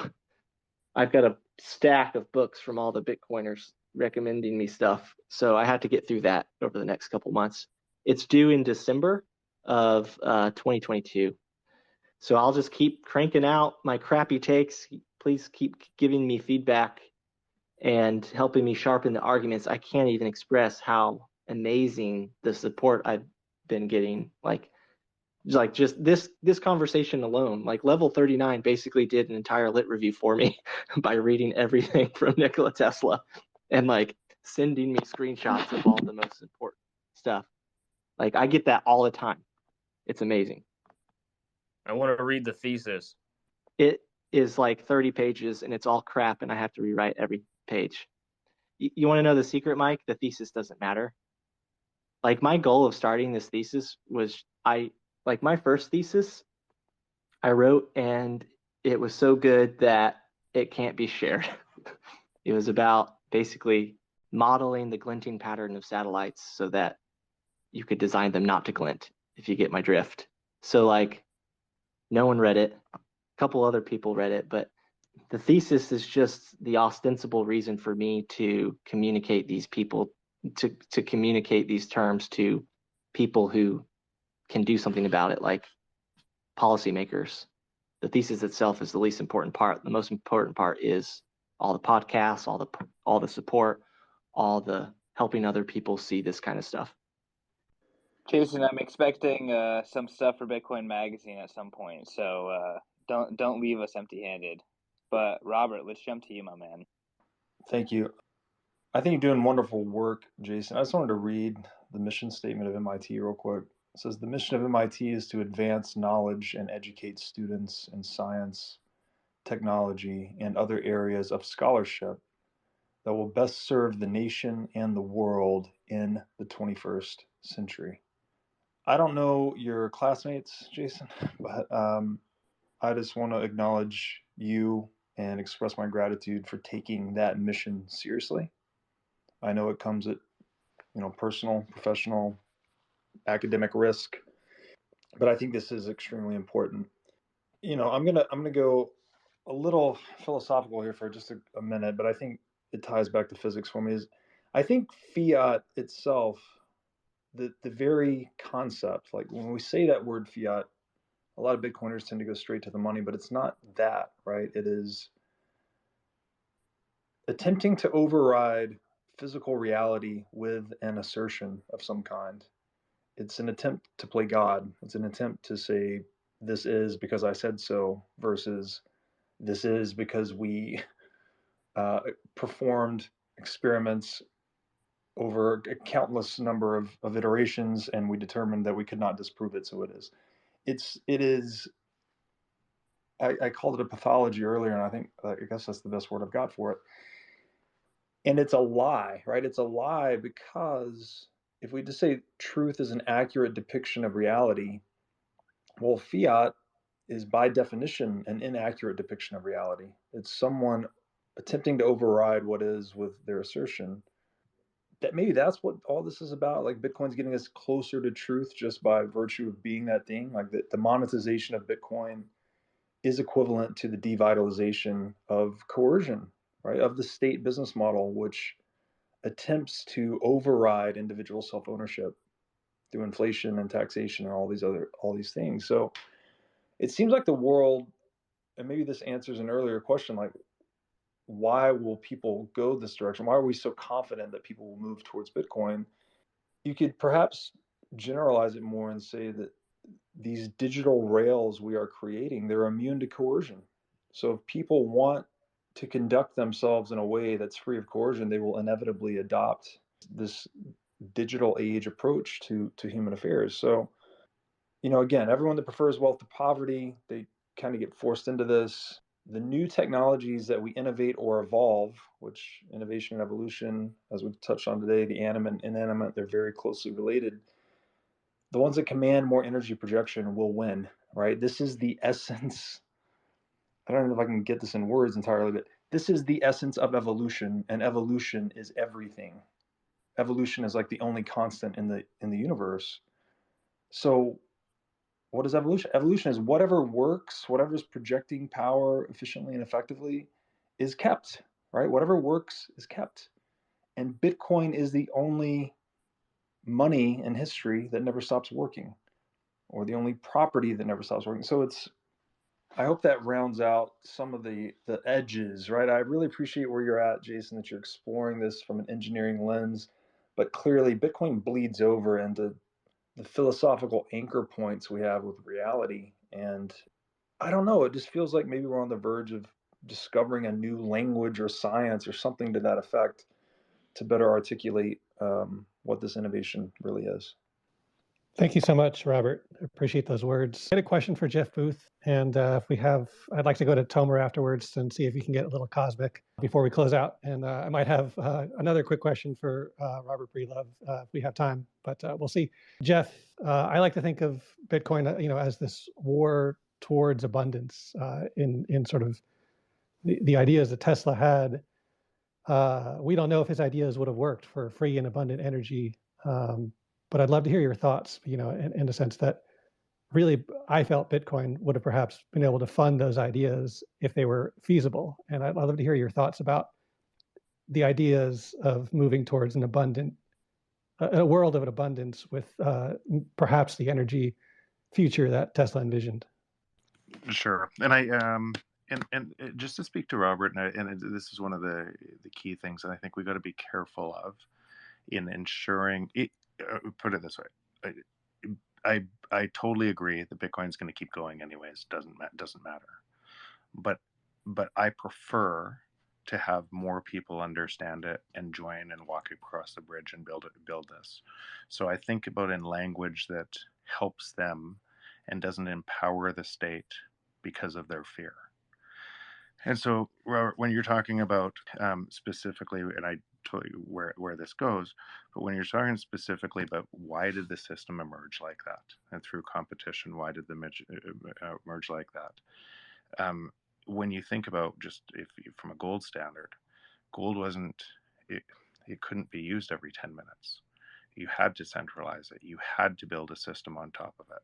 And that system, because of that centralization, to be able to move money faster, did move the world faster, but it was ripe for manipulation. And so you always putting the human into it. Essentially, the human says, we're going to go through a deflationary depression because of people took too much leverage and debt, and everything's going to stop. And my choice is I must manipulate money further to do that, and that has a different consequence. But if you look throughout history of any money, it always ends like this in these resets, and those resets, I think they used to happen over 500 years. Now they'd happen over, call it 80 years, or it's probably faster and faster, and it's actually faster because of technology itself, because of what you're saying, that the technology is moving at a pace, and it always has been moving at a pace that's been faster and faster and faster. And all of that output, essentially us choosing the best experiments, and the best experiments win by giving us more value, is deflationary. And so why currencies didn't fail for 500 years a long time ago is because it was slower. Why currencies will fail faster and faster on a fiat standard today is because it's happening at a faster rate. And so if you carry that forward, all energy will be priced in Bitcoin. Energy was priced in US dollars. And that energy, and that means energy prices won't keep going up, they'll go down. And energy is the number one input of every other thing we do, and all prices will go down, and they'll keep going down as the marginal cost of technology moves to zero. And when there is no economic benefit in that because of that, and where you move with the artificial intelligence, most of that moves to zero. And what will happen is, as we used to buy a whole bunch of calculators, there's no manufacturers for calculators anymore. That's moved to zero because it's technology, as many of the other things have on your phone as well. That's going to happen everywhere if you have a base layer of money tied to energy that allows that to happen. It is true abundance. It's a total system change. And where will entrepreneurs go? They'll attack the industries that have the highest cost. And there'll be tons of opportunity for entrepreneurs to build more value for society. But all of it will reduce cost further and further and further. And as the entrepreneurs win a share of that in Bitcoin, but the byproduct of their work benefits humanity in general. It is a path to abundance. And unfortunately, the existing system we live in can't provide that.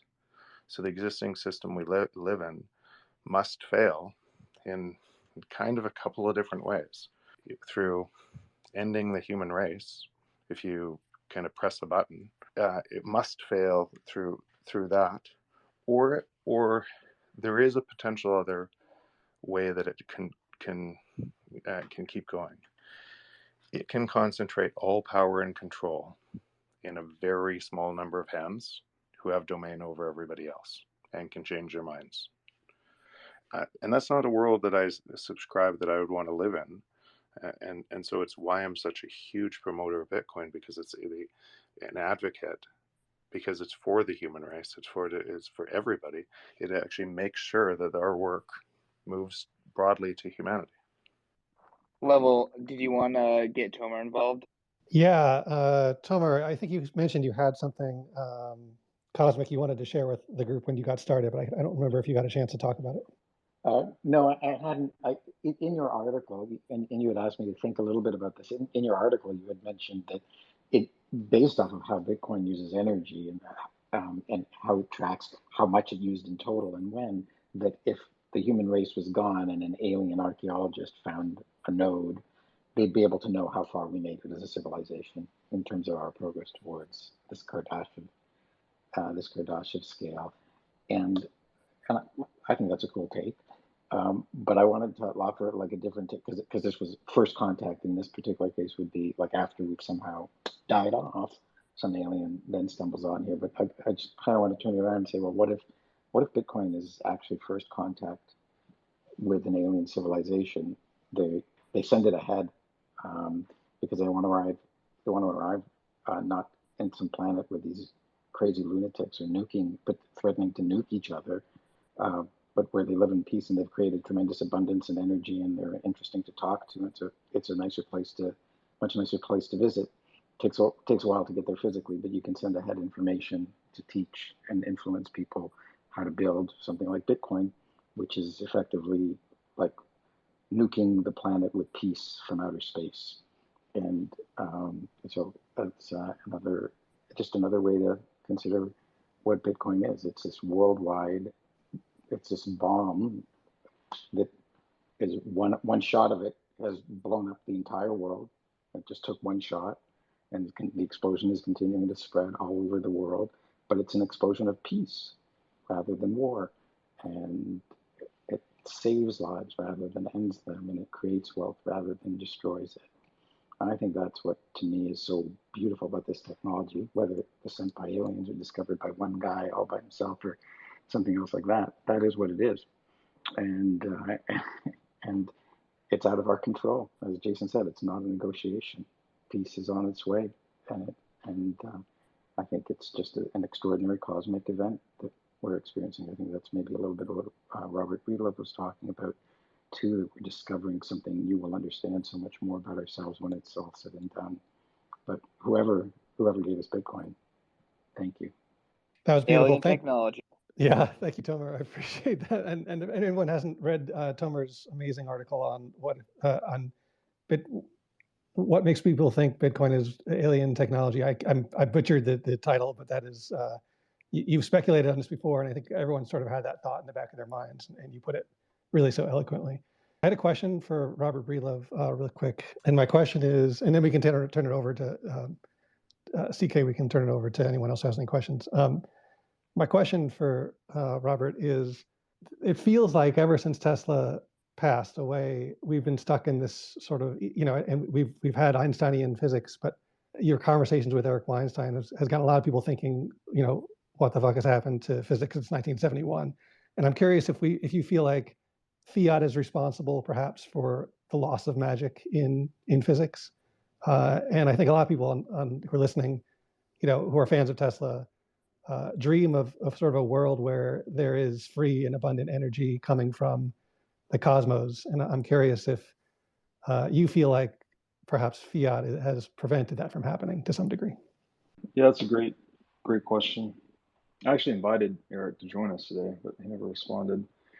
Some of you guys have maybe seen that movie Contact, where the alien crafts land all over Earth. I think there's 10 or 11 of them, and they don't really do a lot. There's a female main character, and she... Robert, it's The Arrival. Oh, Arrival. You're right. The Arrival. Sorry, wrong title. This alien species comes to Earth, and effectively they're teaching us a new language, right? They're teaching us this language of complexity, or something to that effect. And she makes reference to linguistic relativity, which I think is also called the Worf-Sapir hypothesis, where the very language that we use to think in, which is to say the psychotechnological instrumentation we make use of, actually determines or at least influences the shapes and contours of the thoughts we are capable of producing. Money, we've called it a language of value. Literacy clearly is a pure psychotechnology. Money is somewhere like kind of a hybrid. And if you guys haven't listened to my series with John Vervaeke about this, I know Tomer is a huge fan. I think John Vervaeke is one of the most brilliant. He's a peer of Jordan Peterson. We talked about this at length. He coined the term psychotechnology. And we were really hashing out the details of what the fuck is money? It's sort of both. It has this literacy-like quality where we think in terms of money. We perform economic calculation and planning, negotiation, etc. But it's also a technology, and that it has to be rooted into the real world. It has to have some rooting into the thermodynamics of work, right, and sacrifice, and all of these aspects of economic reality, right, of scarcity, frankly, ultimately. And so, when we corrupt that instrument, we corrupt that instrumentation, we introduce noise to the channel, is maybe another way to think about it. What are we doing, really? We're interrupting our ability as conscious actors in the world to reconcile ourselves to what is happening, right? There's loss of signal.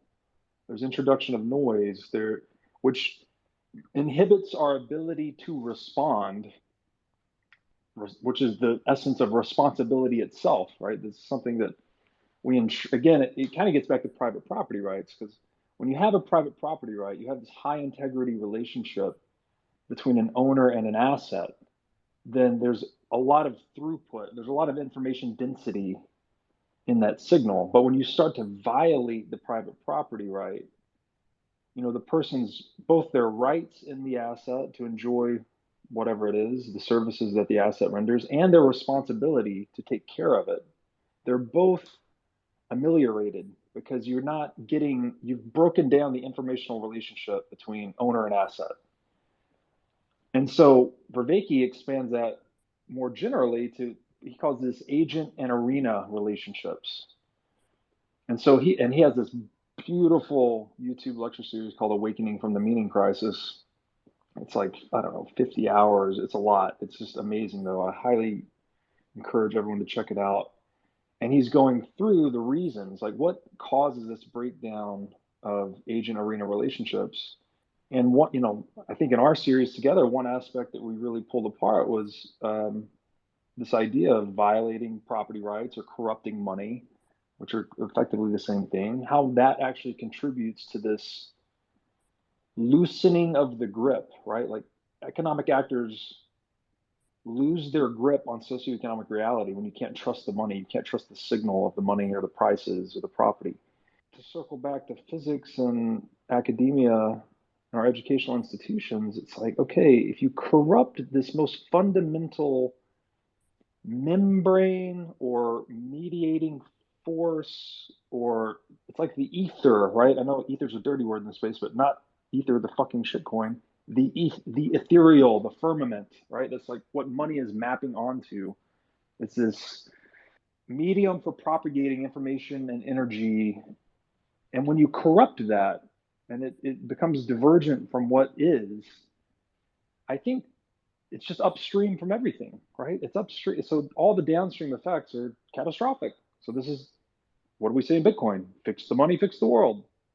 So I'll leave it at that. I mean, it's a real fucking rabbit hole. I talked to Viveki for 12 hours about it. He's got 50 hours about awakening from the meaning crisis. I think is really useful. But this idea of relationship, like we know relationships are very important in our personal life. That's where we get the most meaning from life. But when you violate that relationship or corrupt it with a lie, you disintegrate the relations between elements in a system. You create pathology. That's what cancer is, right? Cancer is like uncontrolled cellular growth. It's not dying. It's not, there's the autophagy stops. The cell just, like a zombie company. And I'll stop because I could really go long on this. Because it also gets into modern zombie mythology, which exploded post 1971. So there's something really deeply, painfully terrible about corrupting money and or property that percolates throughout the entire sphere of humanity.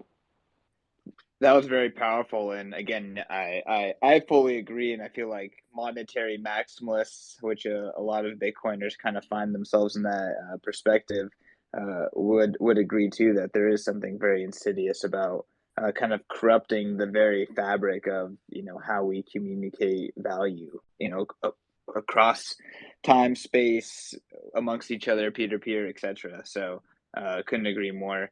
I want to open it up to some of the newer folks that we let on stage. Frankie, I know you've been raising your hand very patiently, so I'll allow you to jump in, take the mic with a comment or a question. Awesome, thanks. I appreciate that, CK. So riffing a little bit off of Tomer, so if peace is on the way, I feel like we definitely have some challenges in between. But today I decided to think really deeply about exponential growth. So my question is about the relationship between hyper Bitcoinization and exponential technology. So Jeff, in your book, The Price of Tomorrow, you say the only way to keep our economies growing and combat the effect of exponential technology under our existing system is to allow debt to rise exponentially as well. Well, I feel like that's already happening, right? But you go on to say that unless global jobs and our economies expand at a rate that exceeds debt creation, that the age of inflation is already over, which I'm fairly curious on that comment as well, but that's not exactly the question. If the only way to keep our economies growing during a deflationary environment is by allowing debt to rise exponentially as well, what is the inflection point where we begin to see decay, right? Like, it just seems to me that if technology continues its pattern of acceleration, in what scenario is the inflection point, and when does it begin to level out again? So I love the question because that's actually what all the Bitcoiners on this call will already see. The decay is already all around us. The signposts all around are what is predictable from a system that must go against the truth, and it must continue. So if you looked at an ecosystem of that and you said just in China, so what China has to do is take away the free market and capture the money that is being put into the technology companies, and take more power from the individuals and put it into the state. And you thought it was bad before; it's going to get worse and worse. So does the U.S. So does everywhere in the world. A way of looking at this is as a whole bunch of the population loses out, and that population is living on the street and breaking into places in San Francisco because of the same thing. What will people vote for? And they'll vote for bigger police forces to protect them, and they'll give away their individual rights and freedoms to the state to be able to take that away. And so what you're seeing all around the world is a predictable path from a system that's trying to defend itself against a greater force of technology moving the other way. And first you do it by creating more and more debt that can't be paid back. And then when you can't do that, you change the rules of law, property rights, everything else, to take more away, and you turn society against each other. And it's all on a path to more and more control in central powers, centralization, which population will vote for. So, and Bitcoin is exactly the other side of that. And so my hope is that more and more people see this and are building and I feel positive in that. But that's actually why, if you look at this call, I think we have 1.3 thousand people on this call. All of those people, or many of those people, are dedicating their free time and energy, their energy, to making this happen. And as a byproduct of that energy, every single experiment, every single call, every single Bitcoin is this emergent technology, emergent force, which is actually us, our minds changing to be able to build the bridge to the other side. And that's what gives me a whole bunch of hope in that. Because if you take it to what Robert said before, everything in our life, everything was an idea first. And this is just a better idea. If enough people believe in this idea, we'll move to a really great future. So, do you think that hyper Bitcoinization is the inflection point? So when we say yes, probably, but the rails of Bitcoin aren't ready like for that today in the U.S. Right. Which, yeah, that tells me that there's a lot of challenges in between, because in my mind, if hyper Bitcoinization is the inflection point, this is the time when all humans work towards using the full force of the technology that is already at our reach. According to Elon Musk's meme that he posted a few days ago about how in 1969, 4 kilobytes of RAM landed a man on the moon, whereas now we have 8 gigabytes of RAM and Chrome crashes.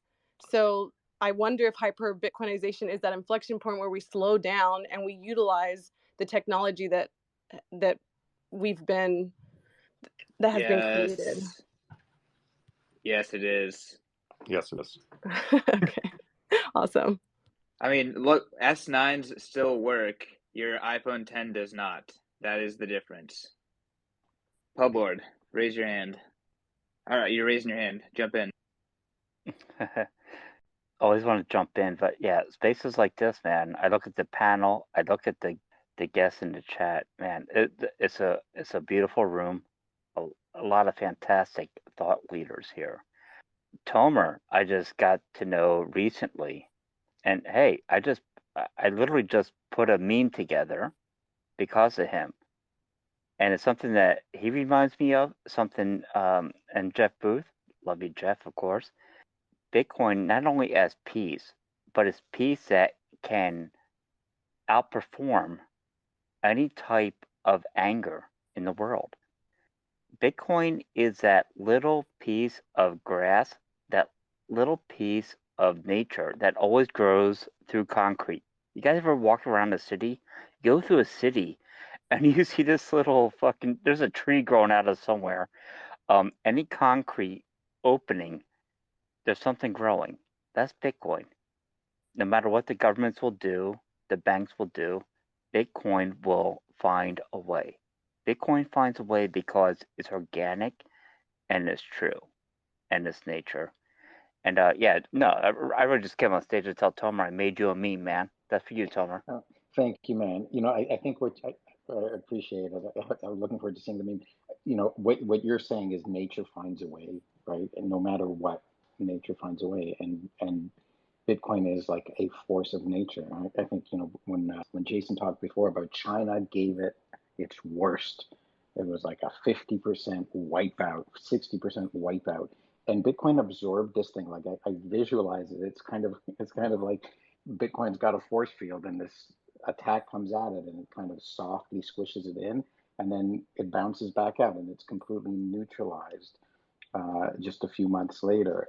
And every time we see this type of ability to not even like it doesn't even fight back Bitcoin, right? It just stands there, and it's like when if somebody flicked a grain of sand at you, and you're not going to go and bother to even fight back. And that's Bitcoin doesn't have the ability to fight back. It just has the ability to absorb every attack against it, and at worst case, like slow down to 13-minute blocks for a couple of weeks time. Like that was the worst of the attack, and then just completely recover and bounce back to the condition it was in, and then continue to grow and grow and grow. It was incredible. Tomer, it's the humans that get emotional over that. It's not Bitcoin. It just keeps moving. Exactly. It doesn't even. It's like if I was walking and somebody threw a single atom at me, I wouldn't like I wouldn't notice even, right? It's kind of like Bitcoin. It's like maybe it felt like a little breeze in its face, but it's going in the direction that it's going. And this whole thing that China did was like a couple of steps uphill rather than just straight coasting across straight sideways. So we have about 15 more minutes here. We got Sovereign Stoic on stage. So I guess I'll give it to you if you want to jump in. I guess Mark Moss, you just jumped on. I'm seeing you now too. So the microphone is open to either of you. Hey guys, yeah, Jason, I just love the idea that legacy war destroys resources, but hash rate wars can actually create energy abundance and lower the cost of energy per kilowatt hour for civilization. It's just wonderful to think about bring on the hash rate wars, right? But I also wondered what you thought about as we are in the digital age and the sovereign individual thesis marches forward. If Bitcoin mining is mutually assured preservation for nation states, how does that transcend to the monocellular level of individuals who are running ASICs in their homes, in their crawl spaces, in their garages? Is that personal preservation for home Bitcoin miners, or are we going to be obsolete in an age of nation states competing for hash rate? Wow, that's a really good question. I guess what I'd say is, like earlier when Robert was talking about, we have unalienable rights, and governments kind of have a tendency to. The challenge with protecting your rights is that you need an army to do it, right? And so like you need massive scale cooperation to do it, because if you don't, then you're going to get Genghis Khan'd, right? Like if you don't have your own military, you're going to become part of the British Empire or the Roman Empire or the Mongolian Empire. And so you don't really get an opportunity to defend your property. Your property's only as good as whoever is military allows you to have it, right? Whoever rule of law allows you to have it. With Bitcoin, even if the mining scales to the point where maybe the individual miner can't compete with like nation states, the beauty is it doesn't grant them any more ability to control your access to. It doesn't impede your property rights, or it doesn't have the same risk of impeding your property rights as it happens with like traditional military. And then the other difference is this: in kinetic power projection, well, it's gotten so expensive that it can't be used, right? Like the only way to overthrow a nuclear armed state is to like make our own nukes, right? So like it's just unrealistic. But in a Bitcoin world, even if sovereign nation states are the primary mining pools, it is always getting easier and easier and easier for people to mine. Like it's getting cheaper in Bitcoin terms. So the only way that a sovereign nation state can maintain some, competitive posture is if they constantly upgrade their systems, if they're constantly trying to bring legitimate value, constantly being efficient, constantly able to turn a profit. And so it's like, your civilians, their pitchforks are constantly getting like more deadly all times. That's a great way to keep your nation state in check if it needs to come to that. So I don't know how it'll look, but just keep that in mind. I think it'll be better. Jason, I think it's just important to, in the competition, that competition is bringing down energy costs more, and that competition is bringing down all costs more, which means everybody wins by that competition. I think that's the key point in that you're saying. Yeah, so like you see it, right? In the kinetic power projection game, the result is massive, exquisite militaries, massive, exquisite military technology, right? If we pivot to an electric power projection game, the result will be badass microchips in everybody's hands for free, with energy for free and abundance for free. Like, bingo. But it's the same, which is crazy. It's the same game. Nothing's changed. The only difference is, do you choose to monetize a digital property with this control structure over it, or do you choose to monetize an analog property with the kinetic proof of work control structure over it? Well, I think what's interesting is like what happens when we move over to the digital, and then what does that do to our ability to interact with the physical? I feel like there's very much a back to nature component of Bitcoin's incentives, as well as an unlocking of potential resources and ability to harness it. Yeah, we get into a zero marginal cost society where the cost of energy is free, is nothing. The cost of scaling energy is basically nothing. That's a cool world to think about. Man, great panel. Great group of people, by the way. Jason, love hearing your take on this. You were just kind of talking about it right now, kind of the question I want to ask, but back to kind of the Bitcoin projecting power narrative, which I've heard you talk about already tonight. And obviously with the amount of energy being used, I guess I kind of get the projecting power narrative. And obviously throughout history, every time that balance of power shifts, like the mega politics of the world shifts as well. But you kind of mentioned like having nukes. So like, when nations got nuked up, you kind of had this mutually assured destruction, which brought peace. So projecting power with nukes then brings peace because, mutually assured destruction. And I could see projecting that power with weapons, the kinetic warfare, as you say, right? Like, hey, I don't have to use the weapons, but I have them, so I'm projecting that power. But Bitcoin doesn't project any force. It obviously uses energy to protect itself, but almost more maybe like in a scientific movie or a science fiction movie where you have like a force field around a city or around a ship.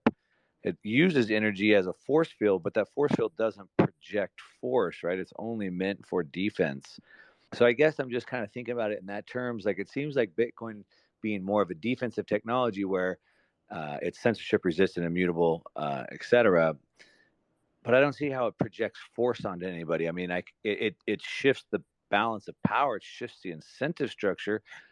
Like conversations already brought up before that it would probably be too costly to even bother engaging in war, so you'd rather do something else. But I don't know. So it seems like more defensive. So how do you factor in that that projection of force in that? When I was deployed to Al Udeid, we had a bomber land with a bullet hole from a 7.62 round, so shot from an AK, bullet hole in the intake of the engine, which we patched with the putty that dentists use to like measure your teeth, right? We patched it up. We sent that bomber out the next day. Those bombers, interestingly, their most common operation that they do is not dropping bombs. Their most common operation is what we would call force projection, or show of force. The way it works is, say you have a convoy in Afghanistan, and the Americans in the convoy are taking sniper fire or some type of shots. They can identify the shots are coming from a mountain, but they can't find where they're coming from. What you do is you take your bomber, you put it on its terrain following computer, and then you fly it super low, like 300 feet off the ground. I've been underneath these bombers as they do these flybys that close and that fast, and it is freaking terrifying when it happens, right? And so what we do is we illustrate we project force or we project power. We've never actually touched anybody. We haven't, like in this operation, no one gets hurt. But we remind the people on the mountain that like it's too expensive to continue doing what you're doing. Like you're risking a lot. That's a show of force, and we do this a lot in the military. It's probably the most common operation. That's why we sail ships around all the time. It's a constant show of force. We're constantly spending watts to tell people it's too expensive to try to be uncooperative with the people who own this military.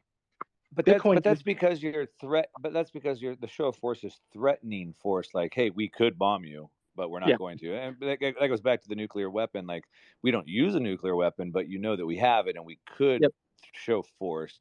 Whereas, like I said, Bitcoin is more of like a force field, where like a force field. I mean, you know, a force field's not going to go attack you, but it's obviously not worth your time to go attack it with a force field either. So if you punch a wall, what happens? Put a hole in it or break your hand, I guess. Yeah, it breaks your hand, right? If you punch a brick wall, it hurts like hell, right? A wall is a force projection apparatus. Like a defense only thing like a wall will harm the person who tries to punch it. And so Bitcoin will hurt the people who try to attack the ledger. It will hurt their pocketbooks. So like Bitcoin works precisely because it threatens their attacker, right? Like it's like a direct energy weapon that points directly at the wall. To waste their energy, money, time, effort, power, mining an invalid block, you know, like they can do that, but the force field that is Bitcoin's algorithm for accepting another block into the blockchain is just going to turn all of that energy, turn it all into a complete waste, and it costs them something. I think this is where Bitcoin is, in fact, it's such a strong force field that it shows you that it actually has a cost of attacking it. It's not free to attack it, but you have to launch a weapon at everything. So you've got at least the cost of the weapon, which you might as well do something better with if the weapon's going to be completely ineffective.